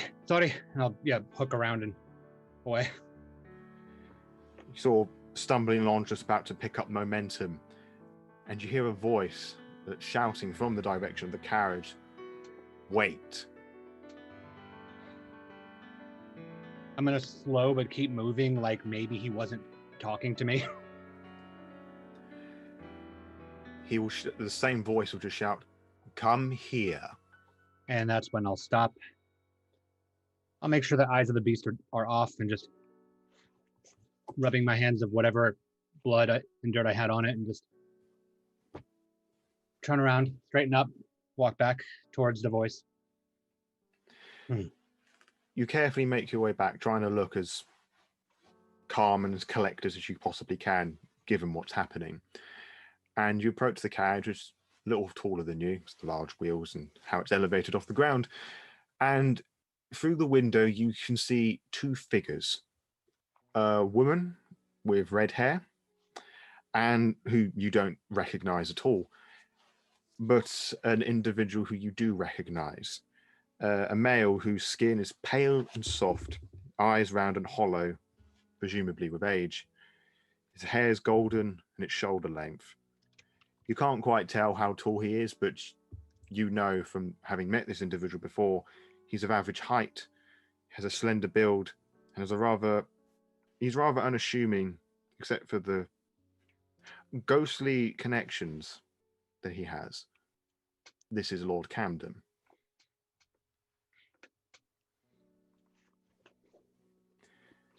Just kind of stand waiting to be spoken to. Mr. Young, you look like you've seen a ghost. And he will smile. It's a rough night, sir. Rough night, you say? Rough Usually how? is. Usually Rough. is. No. I see. Tell me, what are you doing at the moment? Just going to head over towards more familiar grounds. I wound up over here by accident and trying to get back over to where I'm more comfortable. I see. Tell me, during your travels, you wouldn't have seen a corpse? Aren't we all? Indeed. But that's not what I was referring to.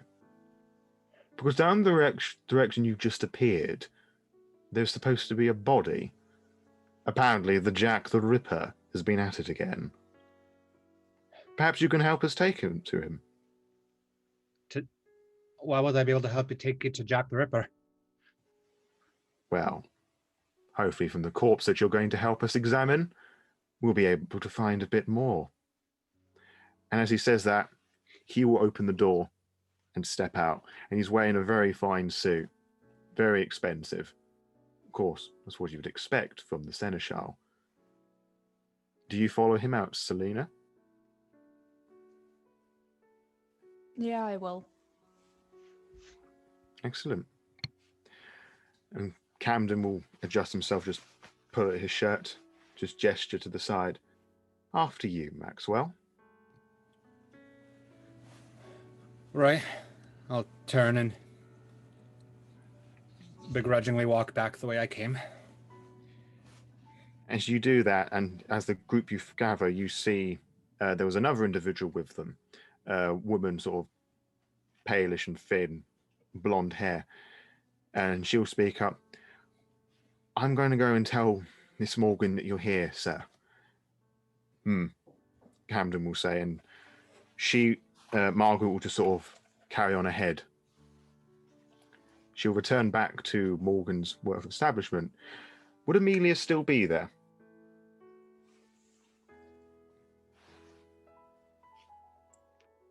Yes. So Margaret enters, looking around frantically, and she finds our two kindred together. He's here. Lord Camden. Good. I guess we should go meet him. I think so. I'll keep fort here. And the pair of you head out? Excellent.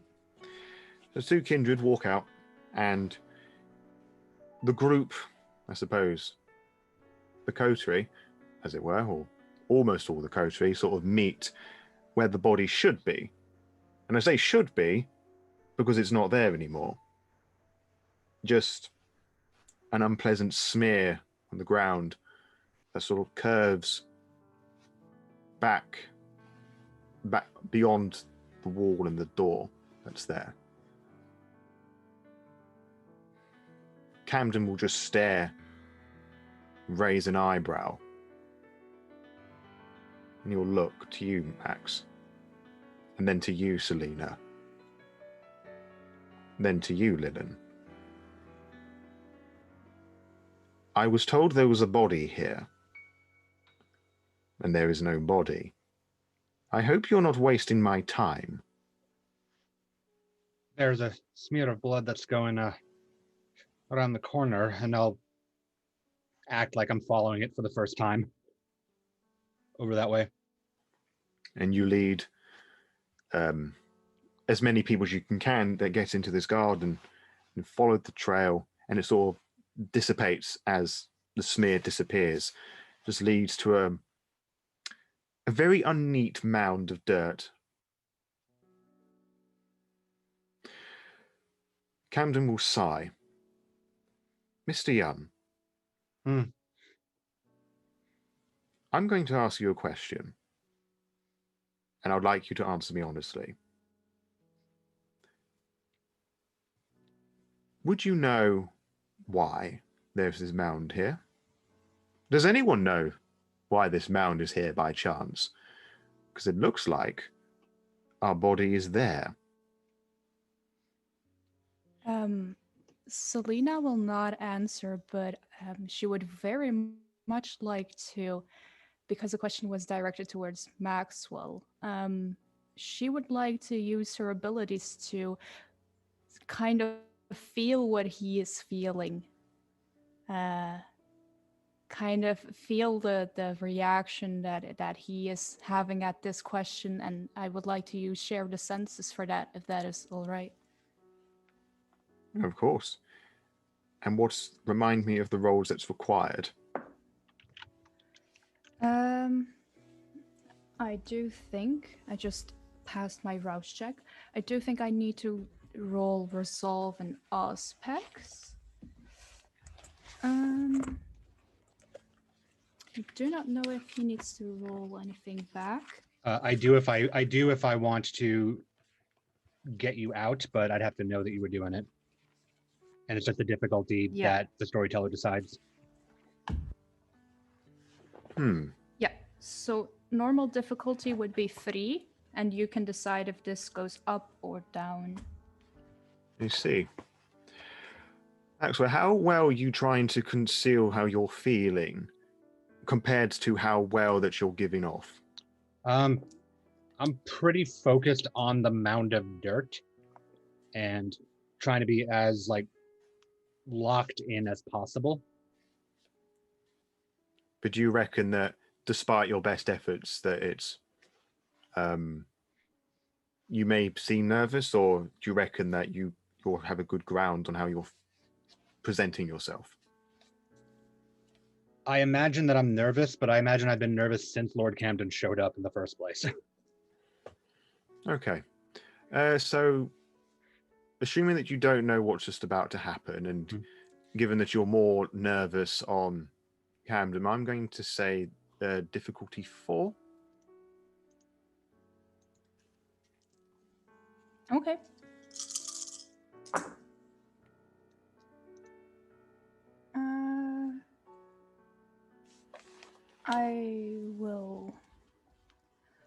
I will spend a willpower because I have. No, I don't have to. I have 4 successes. Yeah. Right. Yeah.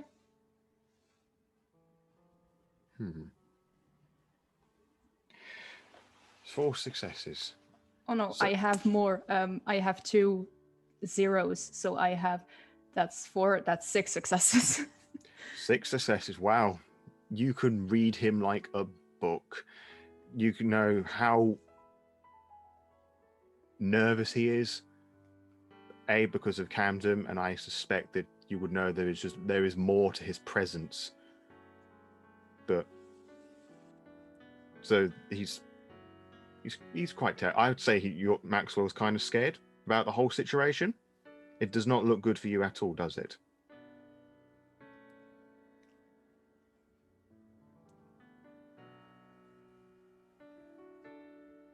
Maxwell, was it? And she'll turn towards him. I still not looking. I was looking at the body, the mound rather. Why don't you just tell us what you know?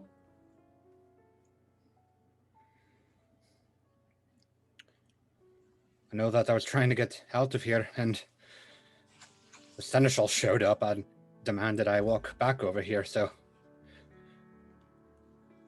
feeling a little under observation glass at the moment. But why? Camden will step in if you have nothing to hide. You're not exactly a not intimidating figure, sir. Indeed, I'm not. Especially for someone of my clan. I do not discriminate unless absolutely necessary. Sure. Well.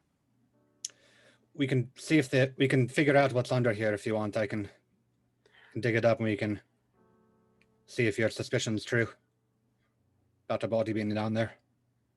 I think that is an excellent idea. And I'll just plunge my hands in so that there's a reason why I have dirt on my hands at that point, and just just pull dirt back. It doesn't take very long to reveal that, in actual fact, that there is somebody there. First, it's a hand, then an arm, a foot, and a leg, and whatever the mess that appears to be the center of her body. Well, I've seen my fair amount of corpses in my line of work and my clan, but this definitely fits the descriptions of you know who. How does everybody present react to this? Because Selena, this is the first time that you've seen this body. It's the description that I gave earlier on. So not too sure where the chest meets the stomach, the slash on the face, bruised eyes, and of course it's only been made worse now because the torn blue dress and everything around is covered in mud.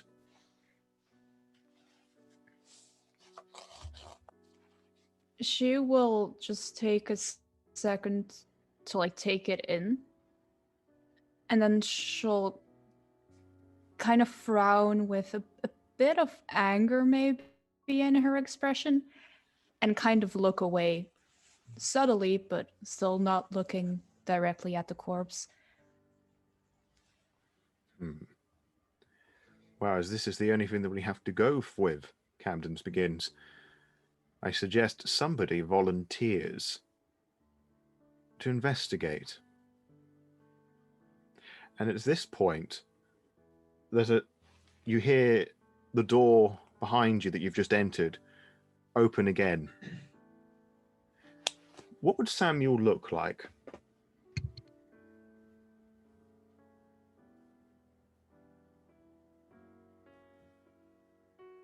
I was muted. Samuel is very good looking. He definitely comes from wealth, but doesn't dress like it. He doesn't particularly. You don't know if it's because he doesn't care or because he came here in haste, but he's not even wearing a jacket. He's still in his shirt sleeves.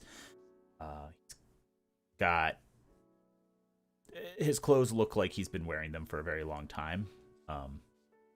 But he's also familiar looking. Anyone who is in London would potentially recognize his face.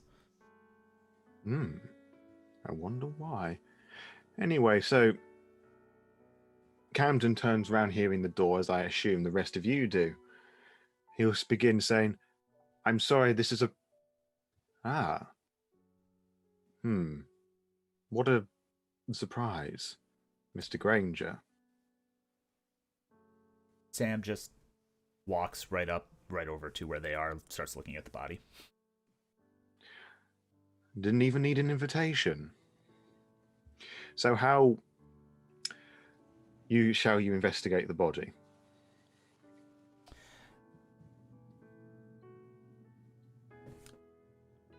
Did someone... How would you... He just kneels down, muttering to himself, and I would like to roll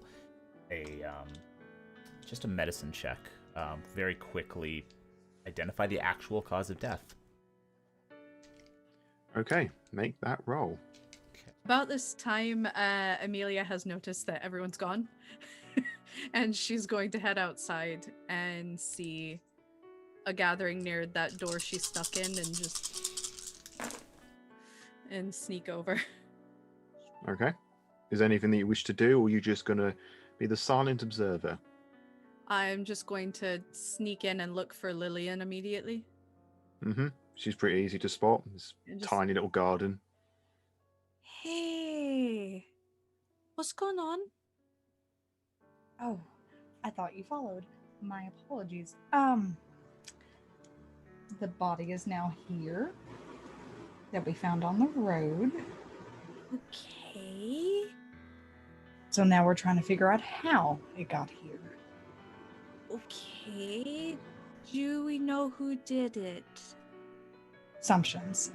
That's what it looks like. And what if I maybe saw how it got here? How did you see how it got here?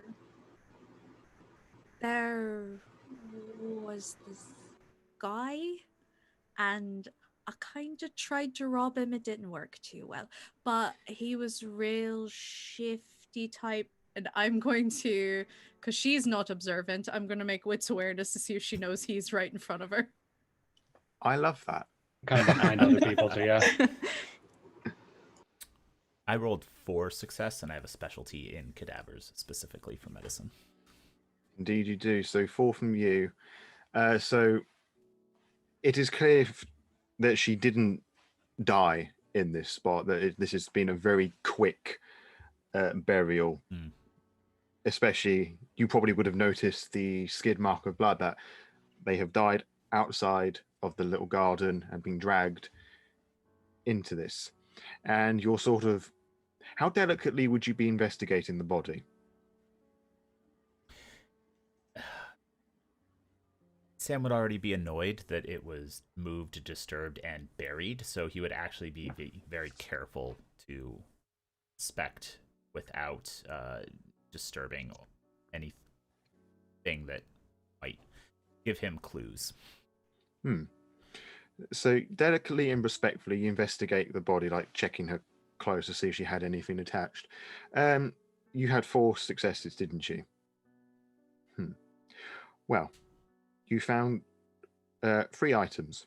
You found a knife, some house keys, and a folded piece of paper. I slip all of them into my hand while everyone else is either distracted by redhead that just walked into the garden, or is looking at Maxwell. And I just slip them into my pocket for now. If anyone asks, I won't hide that. And continue. So what is it that you're slipping into your? The folded piece of paper and the keys, specifically, not the knife. Funny you Right. mentioned me because Maxwell's actually looking at you the entire time. That's I was going fine. to kneel down and just go, Dr. Granger. Just kind of narrows his eyes. Yes.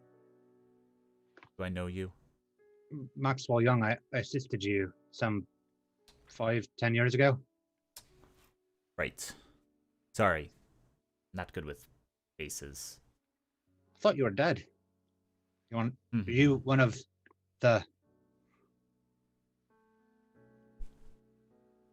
And just goes back to investigating, inspecting the body, trying to determine cause of death. And I got 6 on wits awareness. So just there was a guy and he was in a coat. Hi. I've already knelt down next to Sam, so I missed all that. Dr. Granger. Hi. Is this a fucking party? What is going on? Maxwell's going to pretend like he's not panicking and assisting. I want to make a investigation check on the body along with Sam, just like with my forensic specialty. Mm-hmm. Go ahead. With him, Lillian. That one. The one in the coat. 5 crit on forensic check. Sorry. 5 crit on a forensic check. Gosh. And Amelia, how loudly were you saying that? Oh, probably too much. All right, we'll get back to that in a moment. So you, Maxwell, are helping to investigate the body, and you don't seem to find any items, but underneath the remains of the clothing, there's just various cuts to the flesh that somebody's like hacked away with a knife. But it looks like a knife and not anything like animalistic. They're clean cuts based on that forensic check. Besides the the mess in the middle, to put it lightly, has been definitely done with excessive force that mortals aren't capable of. Right. But the cuts on the body, you're sort of looking around, and whilst most of them look particularly random, you notice that one of them, perhaps it's your imagination, maybe it's you just looking too into it, but some of the cuts grouped together on her side looks a little bit like a sickle, like a large scythe. Like it's cut into the shape of it, or it looks like it was cut with one. Oh, it's cut in the shape of one. Okay. Very, very messy, but you look carefully, and it looks like that some of these cuts take on the shape of a sickle. But it's fine. It's fine detail work and not something that claws would do. You know, this is definitely by a knife rather than claws. It's gonna, force of habit, exhale a sigh of relief that it wasn't him. Did you find anything of note? It looks like it's actually detailed work. It looks like a lot of force to tear apart, but if you look over here, this is intentional, like blade work cut into a pattern, like a calling card.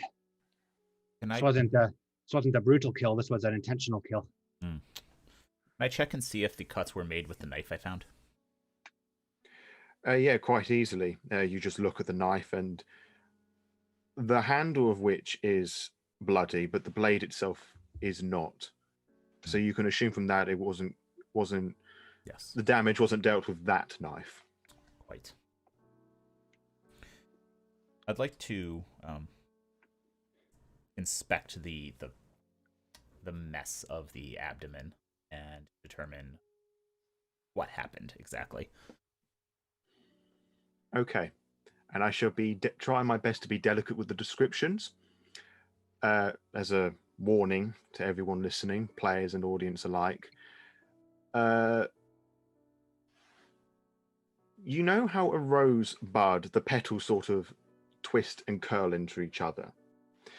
That's kind of the mess that the flesh has been put in. And bits of bone poke through bones that you would assume to be the rib cage. Very Samuel much is very deadpan, unresponsive to the viscera of it, and just going about his business. Camden will just lean in and said, "Found anything of note?" I just gesture at Maxwell to tell him what he told me and continue with my investigation. There's an intentional pattern over here. Carving had to be done with a fine work blade. That got masked by the ripping open. So, however she got killed, she got very intentionally cut first, and then whatever happened, happened. I see. Mind you show me this marking you spoke of? I'm just kind of pointing around, like try not to like touch the body. Samuel will towards just lift the body up so that they can clearly see it. Oh Jesus! Mhm. It's that right there. Camden inspects and looks at it. He's sort of leaning into the body, not as squeamish, as used to this. I can't say I've seen that before, but it is deliberate. I thought when I first saw it that it was in the moment sort of attack, like a brutal sort of thing. But this is different. I see. Is there anything that may be able to point us in the direction of where to investigate next? I didn't find anything, Dr. Granger. One moment, and I'll pull the piece of paper out of my pocket and open it. You open the piece of paper up, and you scanning Nick's the letter, and it is a letter of reference. Whoever this woman was has recently been fired. The language here is flowery to try and mask up what's gone on, but it points you to an address on Knightsbridge, about 15-20 minutes away, and it's signed off by an Elizabeth. I just hand the letter to Camden. He'll take the letter gracefully, read it. Knightsbridge. He'll look back at Are you still holding the body at this point, or you've placed it back down, or? I just let go. Oh. Or literally just let it go, just plop. Yeah. So he looks at the body. Knightsbridge. And you'll repeat the address. I suggest that is where you go and investigate next. It may point you in the right direction. It may not. If you're sure that is everything that you'll need, I will dispose of the body. Wait. And Maxwell's going to put both of his hands on the ground to get up, but before he gets up, he's going to take a deep inhale of the blood just to try to keep the memory of it in there in case he runs into it again. Sure. Where was the body found? On the steps out there. I just walk And over I'll there. turn around and see her at that point, I guess. Hi! How are you, urchin? Doing fine. Uh-huh. Helping.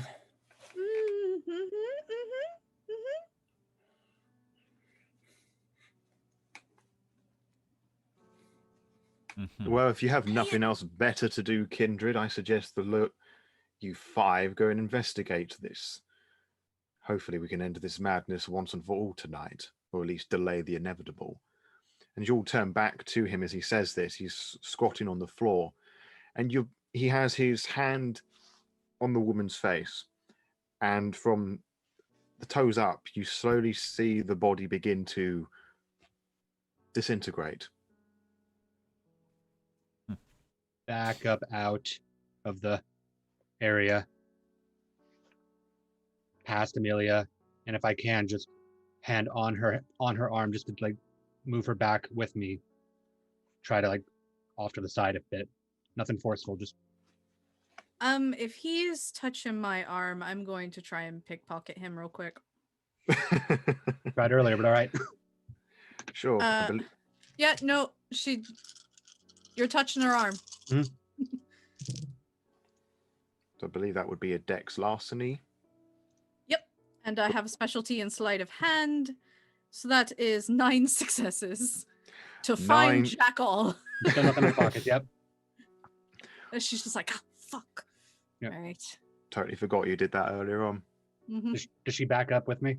Yeah, she's backing up with you, and she's just Away from them. Away from them very quietly. If the two of you leave and seeing Amelia very uncomfortable, seeing the both of them leave and like Maxwell kind of touching her arm and like leaning her back, Selena will, seeing as business is finished in the garden, she will actually follow, and she will kind of quickly. Amelia's giving her that like women talking with no talking eyes, like. Yeah. And she will like very in a few strides catch up to them and like place that I think she'll know better than to place hands on Amelia, but she'll like kind of hover her hand over like her lower back and be like, Amelia, Yes. coincidence to Selena, see you love, here. I've missed you. Yeah. And she'll like dart her eyes between the both of you, and she'll look back at Amelia and be like, you seem rather how would I put it, taken aback by this individual. It's just my She'll face. look at Maxwell. We had a bit of a run-in earlier, and I wound up trying to empty my pockets in front of her. Wanted to talk about that. You know,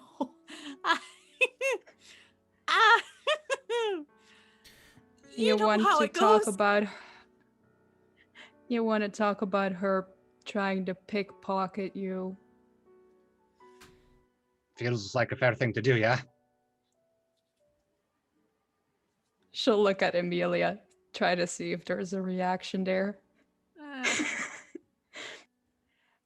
Then she'll look back at Maxwell. She'll be like, you know what?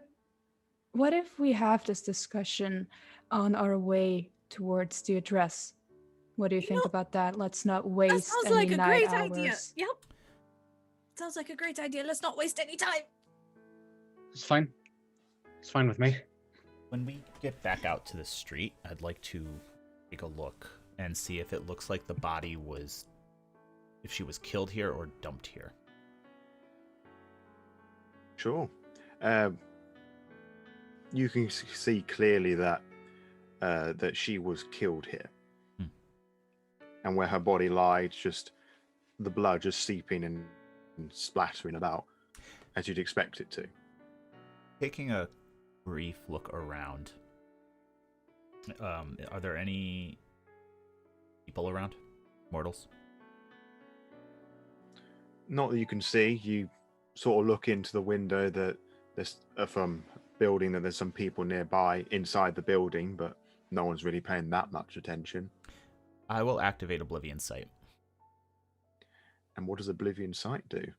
Oblivion Sight turns my eyes pitch black and allows me to see in the dark, but also allows me to see spirits. Does that require any rolls or round check, or is it just Nope. Vroom? Just, I close my eyes and I open them again, and they are pitch black. So your eyes vroom, go black, and you can see as clear as day, but night. You look around, and lingering where the splatter was is the rather frail figure of the woman whose body had been disemboweled and mutilated. She's just there, not sure what to do with herself. Briefly.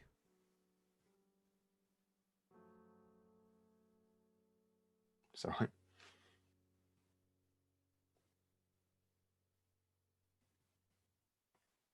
I would like to.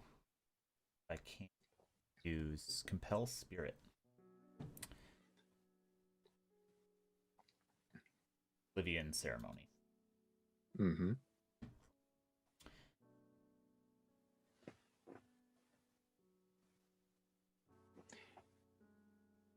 And what is required to do this? All I need is an item that belonged to the spirit and my own vitae. Mm-hmm. And an item threat sufficient enough to damage the item. So I am going to take the knife. Mm-hmm. And I'm going to try to break it. I can. You can certainly try. How would you like to break it? I'm just going to try to break the handle of it. So just... Yep. Strength. As you just start to bend it, it's very weak. Mm-hmm. You can feel the bend. But as you're doing that, the spirit that's against the wall, just looking hopeless, looks up in your just general direction, just bang. She's there. No. Don't do that. I won't be able to protect myself. The streets are nasty for, a lady of the night. They can be indeed. Does she react when I speak? It's only just quivering, just flicking gazes between you and the knife. I'm going to kneel down in front of her. Okay. Holding the knife. And I'm going to say, you know what happened to you? I do not know. I was attacked, that much I do know. I went to grab my knife, but someone was just so strong, and I cannot remember. I can remember that they had something around their neck, maybe like a scarf or a choker, or...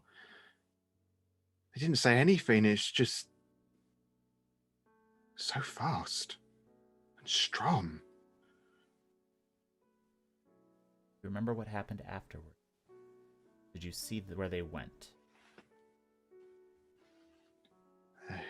She'll just point back out onto the street where you came from, past the carriage. It leads to the address.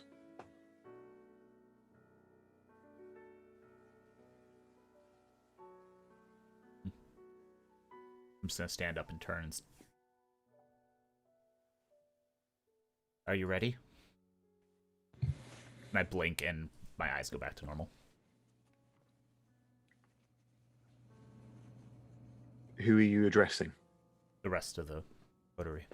Could we hear his side of the conversation with the ghost? Okay. Which means that we were visible to the ghost. Amelia's just standing there like, how you doing? To who are you saying this to? To Sam. Are you ready to go? Who are you talking to? The spirit of the dead woman. Does No, she did not see her killer. she know anything about it?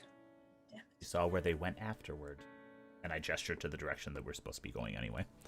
So she saw them leave, then? She did. You sound awful nervous about that, Maxwell. Relieved, actually. Hmm. It's a lead. It's an actual lead. I just have to say it. Maxwell, why were you digging in the dirt earlier and then we found a body in the dirt? I just wanted to get that out in the open. I'm going to assume that you're talking and walking. And that's Yeah. when I'll stop. And then begrudgingly keep walking again. I imagine... That Sorry. Figured it was best if everyone knew that. I woke up in the house and I left it and there was a body outside and I thought it was me. And then everybody showed up and apparently it wasn't me. But I thought it was. That's why I was so keen on getting out of there. So Alright. why did you think it was you? Because I don't remember how I got there. And I woke up with a body outside, but then I found out it has specific cuts on it, and apparently the ghost of the dead girl saw her killer go the fuck far away from where I was. That's 2 for 2, that's not me. But I thought it was, so I thought I was cleaning up. Okay. I just thought it was good to get it out in the open, make sure, that we were all on the same page. Okay, we can. That's what I was trying to tell you before we got steered somewhere else. Well, I kind of tried to rub you, so I was afraid you were a bit cross. I'm not a monster. No, yeah, sure. I'm not. Selena will scoff at that, like, I mean, Samuel kind of does as well. We're all kind of monsters, don't you think? We won. Only if you don't stop yourself from being one. I mean, I kind of And, rob people all the time, and we all drink blood, so. I'm sorry, am I being crass? I don't think you are, Amelia. Okay, I thank you, think we Selena. all know. I think we all know what happens when you try to say you're not a monster and keep in the beast, and then you wake up thinking you killed yet another person. We'll not talk morals here. Okay. No, we won't we? Okay. So it doesn't take you too long to arrive at the address in question. You arrive at Knightsbridge, one of the more eloquent parts of the West End. And you look around and just rows of houses. They might as well have just been tall slabs of marble.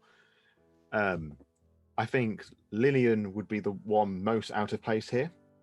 You usually stick with it. I'd imagine it would stick very much in your own little nest, as it were, in Whitechapel. It's safer there for you. One of you will approach, well, who shall approach the front door of one of these houses that has the address on it? I would assume as Samuel is leading that either he does it. If he does not make a move for it, then Selena will. Once we find the address, this is it, and I just step back. Then she will go up to the door and I presume knock. Mm-hmm. You knock on the door and it doesn't take long for it to open, and you are greeted by an elegant woman dressed very formally, as you'd expect in these fancy parts. Her hair, sort of a pleasant auburn, again colour, done up. Smiles. Ah. May I help you?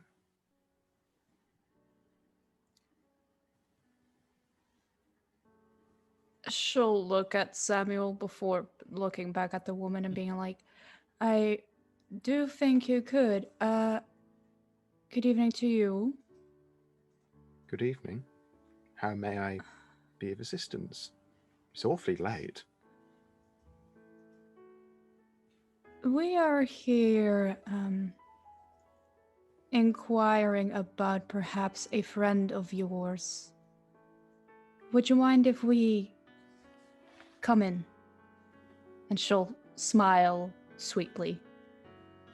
She'll look behind you and see your coterie, and then look back at you. Samuel kind of has his head ducked down a little bit. She sees the little wave of Amelia and just a bit puzzled. And I do promise it won't take long. Then if you can keep that promise, please enter. And you all go in, I assume? I'll follow in last, and Yes. Samuel kind of hangs back.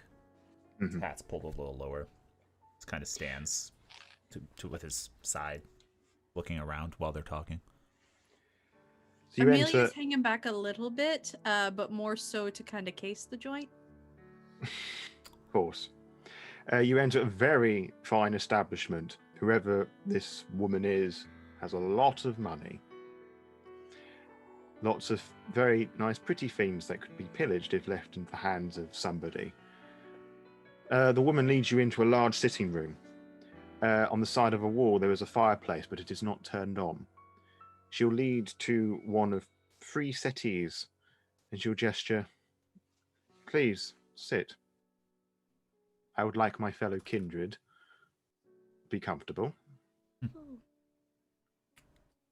When she says that, Samuel it just turns and he's like, sits, relaxes a little bit. She'll sit as well as Selena and like just cross her legs, waiting for the rest. I'm going to stand beside wherever Lillian's sitting. Yeah, I was about to say, like the party, I'm gonna sit. Maxwell just standing behind the group. I'm just standing kind of to the side, but slightly behind Lillian. She makes notes of all the faces, who's standing, who's sitting. I have to say, it is not often that I have this many kindred in my haven at once. Sorry, I should introduce myself. I am Elizabeth. I am the Ventry Primogen. Oh, Ma'am. And just a word of advice, Miss Selena, if you talk to individuals, remember to blink every so often. It's a dead giveaway.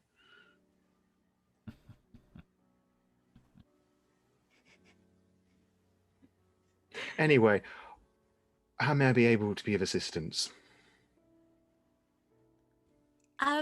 somebody's dead, and we have to find out who or why. Dead.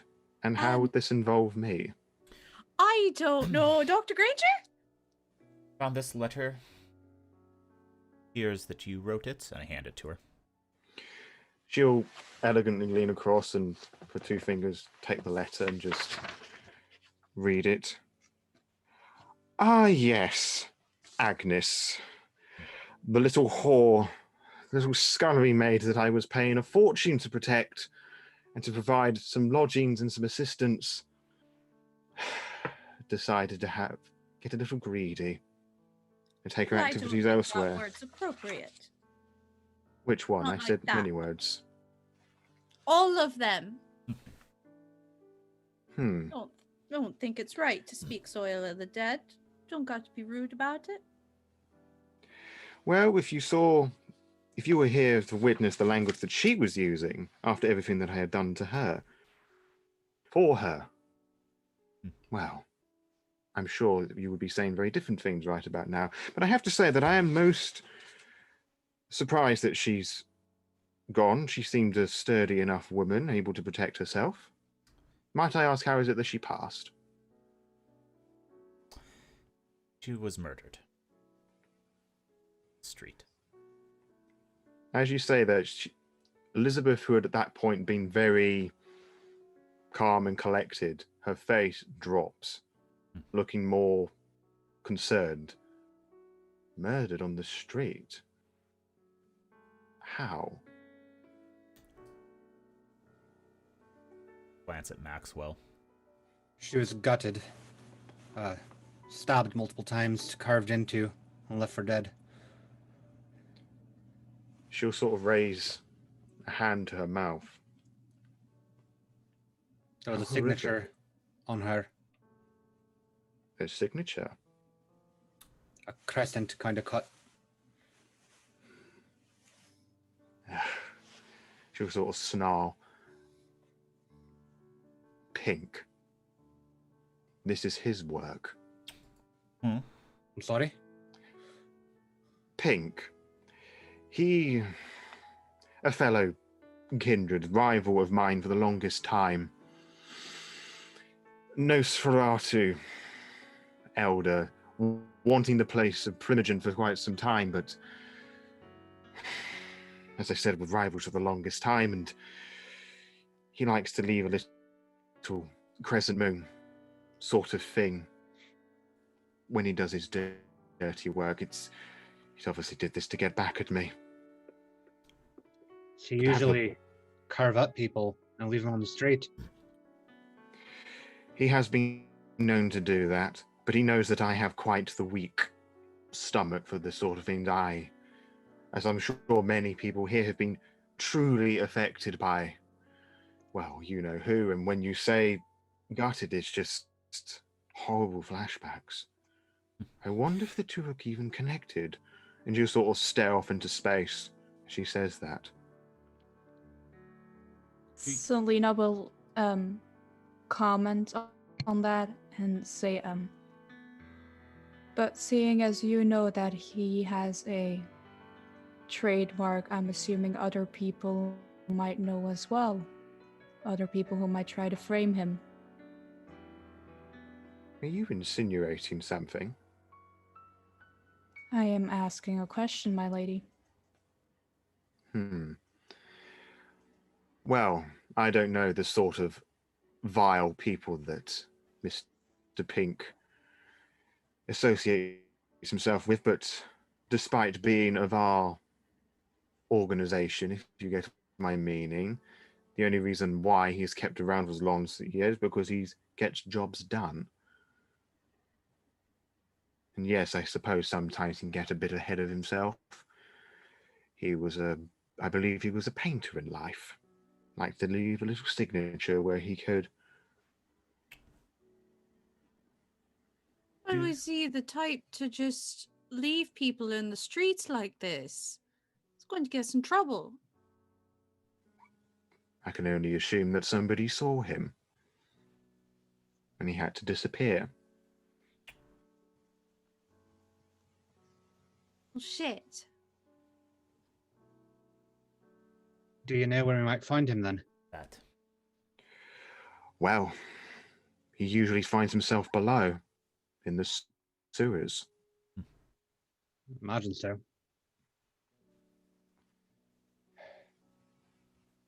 There is if you wish to explore that avenue, there is a manhole cover not far from my doorstep. Ma'am.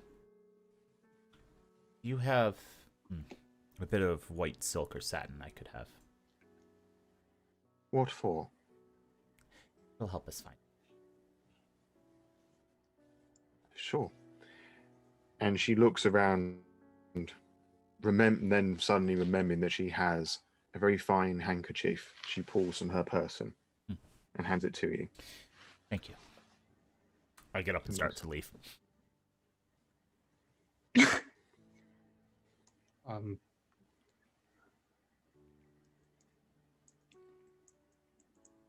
All right then. Thank you for being a lovely host. And on my way out, I'm going to try to steal something. Okay, what are you aiming for? Any little trinket I pass beside, like one of those tiny fancy spoons, a small cup, anything I can easily stuff into a pocket. Mm-hmm. Go for it.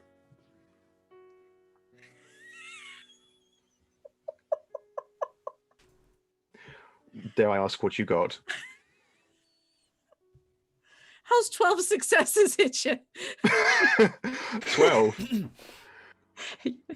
Well, you're in and out like a ninja. You could probably take two things.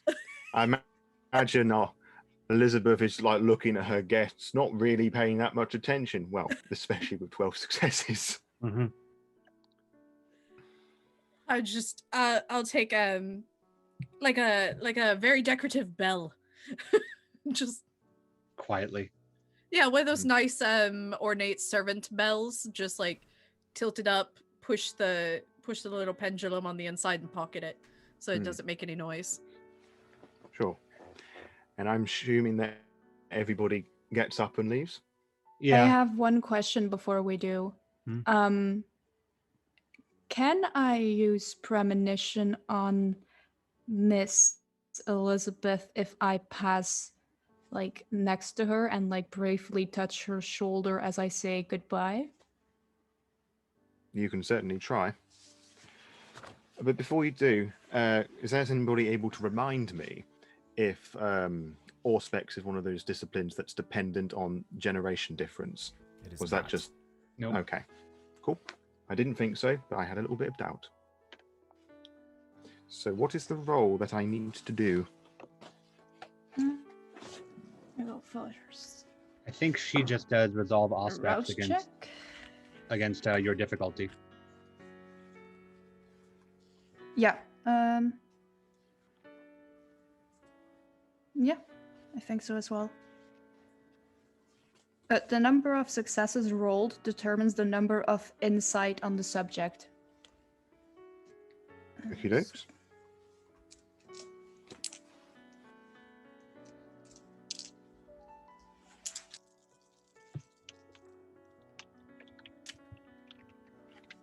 I'm gonna spend willpower on that.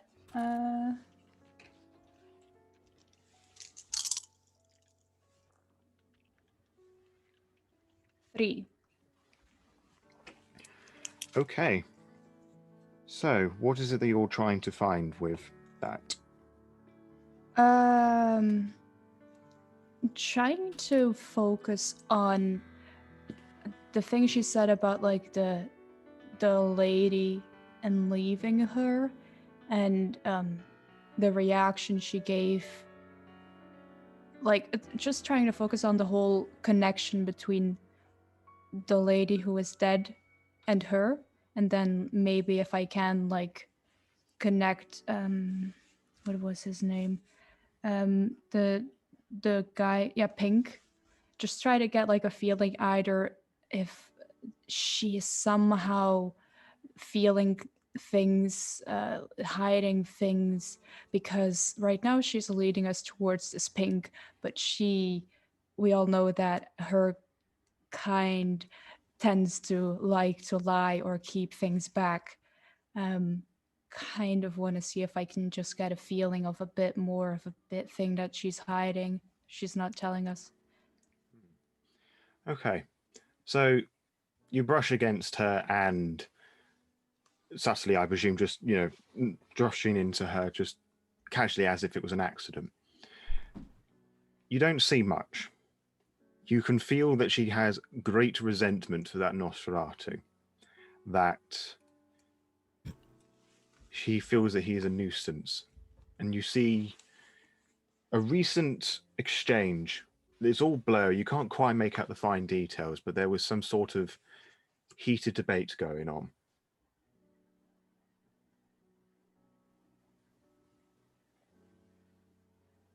Okay. I'll take my leave then as well, and I'll only talk about it once we're outside on the street. Mm-hmm. I'll say thank you very much in turn, and I'm gonna just take a deep breath, like sniff, like breathe in as I leave to see if I can pick up on any of that resonance from that blood that I was smelling earlier on my way out, and then if not, to the street. Who's the body? You can smell that she has, Agnes has been here recently, but it's so faint that it was a while ago. Yeah, it doesn't smell like there's fresh blood or recent blood on anything in here. No. All right, and then out. Mm-hmm. Once we are outside, Samuel just silently walk toward the manhole cover that she mentioned. Mm-hmm. It's quite easy to find, just down some steps from her house, and it's just there to the left on the ground. Maxwell. Hey? He like stops for a second, like he's mentally double checking that was your name. Give me a hand, won't you? Sure. And I kneel down and start lifting the manhole cover.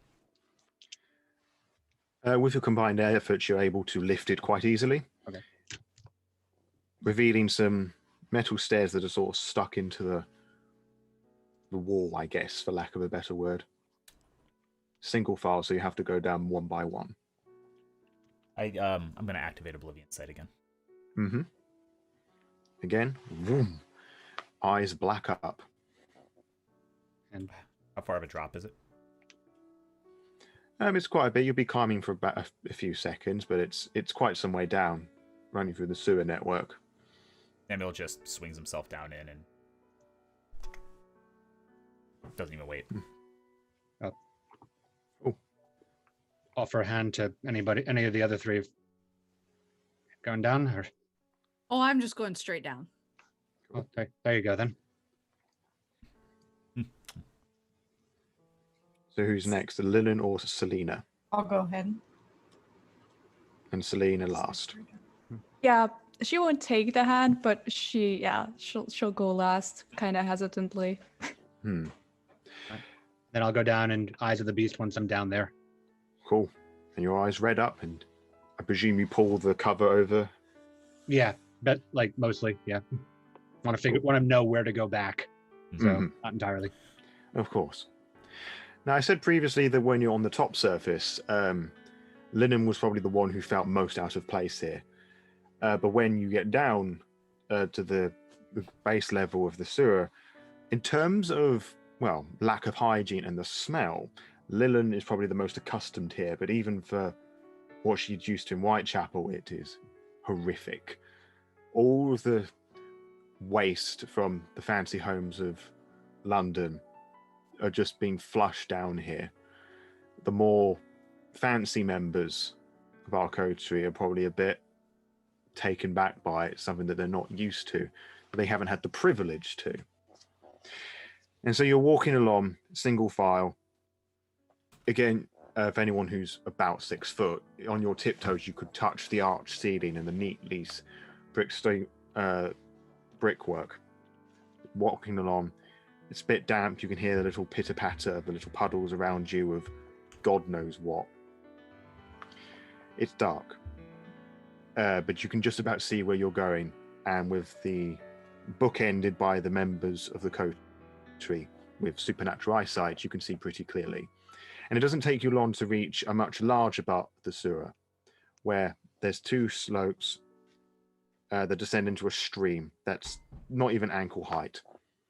And in the middle of that is a creature. Large, leathery skin, small stumpy eyes, little flicky ears, and a humongous jaw. And it's just there, minding its business. It's not our man, is it?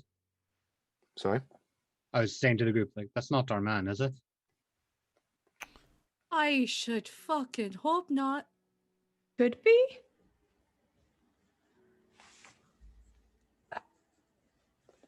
Well, Oi! That's all right.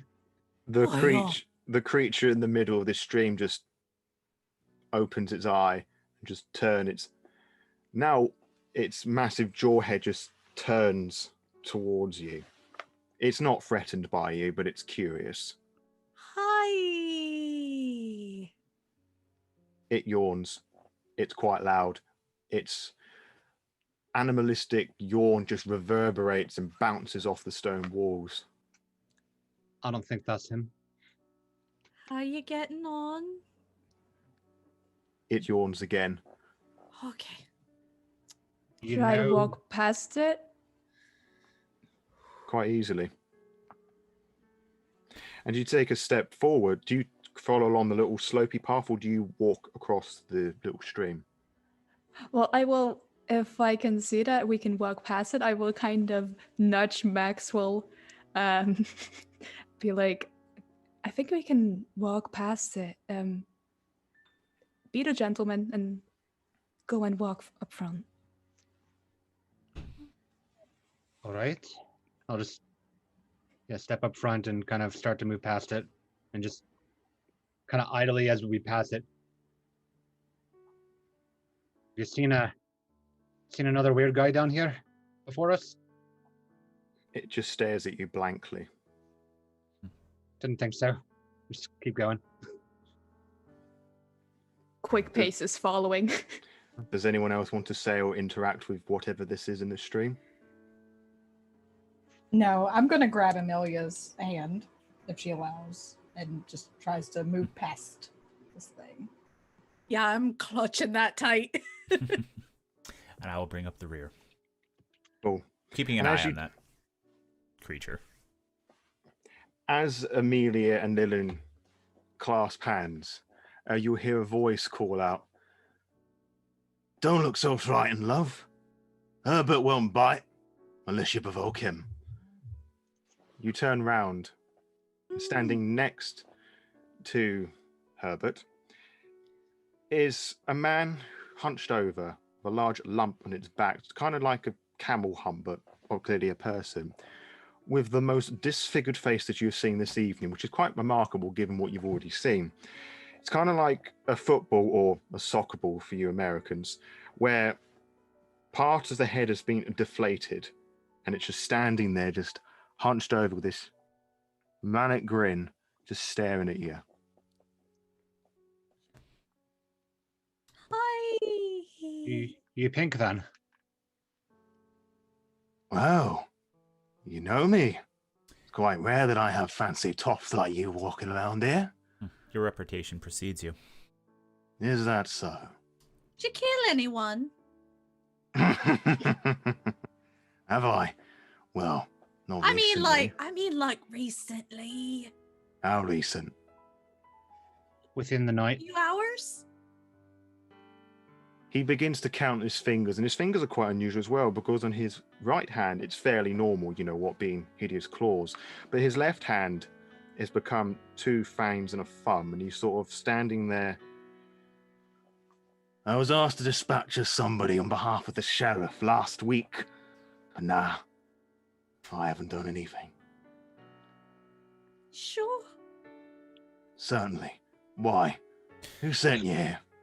There was On a walkabout. a body found this evening, bearing a mark. We were told it's a bit of a signature for you.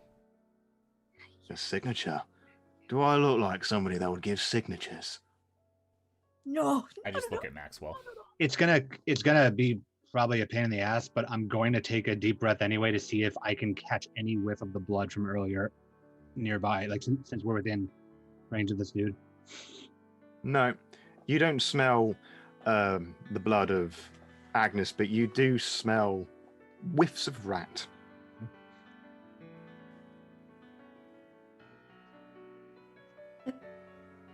Well, Not smell anything.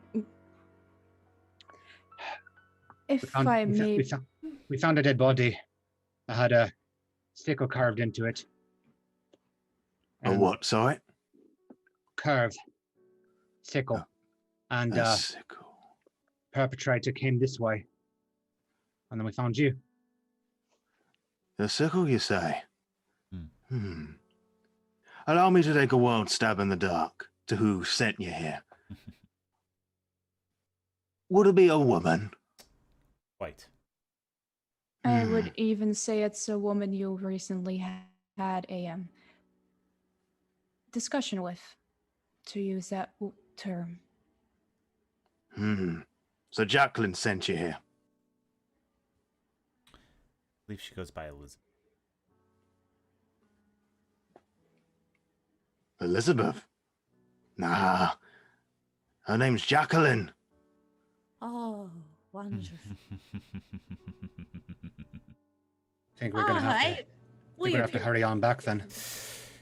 Hold on, love. You don't know what you're dealing with here. You said there was a sickle carved into her.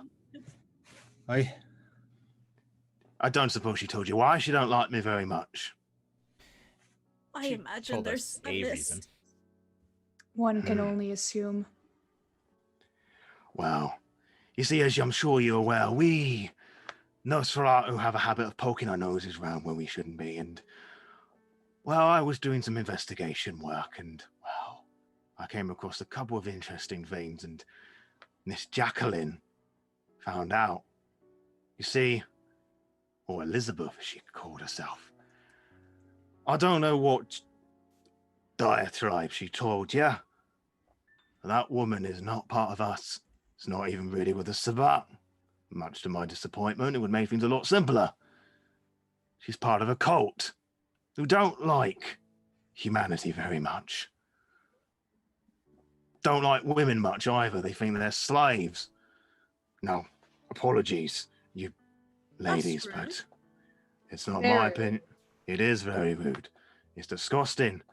And I had my reasons to believe she has been hanging around women who, let's just say, don't have the most respectable of jobs. And the sickle you mentioned, it's one of many signs that the Bahari use. Fucking hell. Some strange nutjob cult that worship Lilith. You seem to be quite knowledgeable.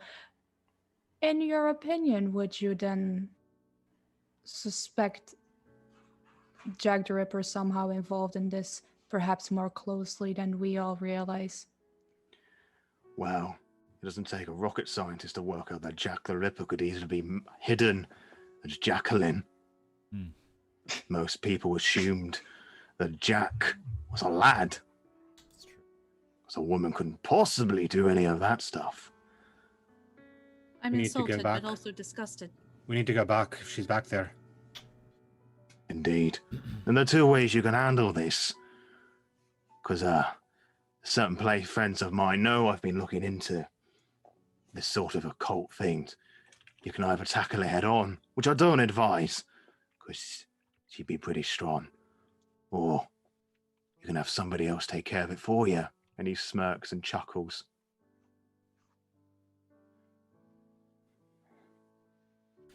Perhaps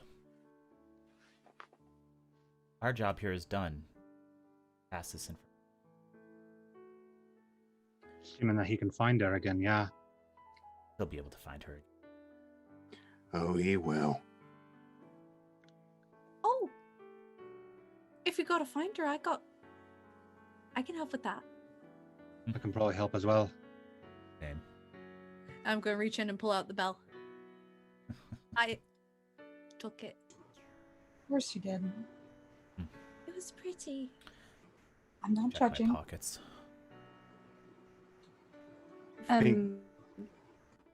Perhaps fate will have it that her haven catches fire. Who knows? I like your thinking, love. Shall we? Mate, I think that's a good idea. Need me to help you out here? Hmm. If we can find a way back. I think we'll manage. Thank you. You're very welcome.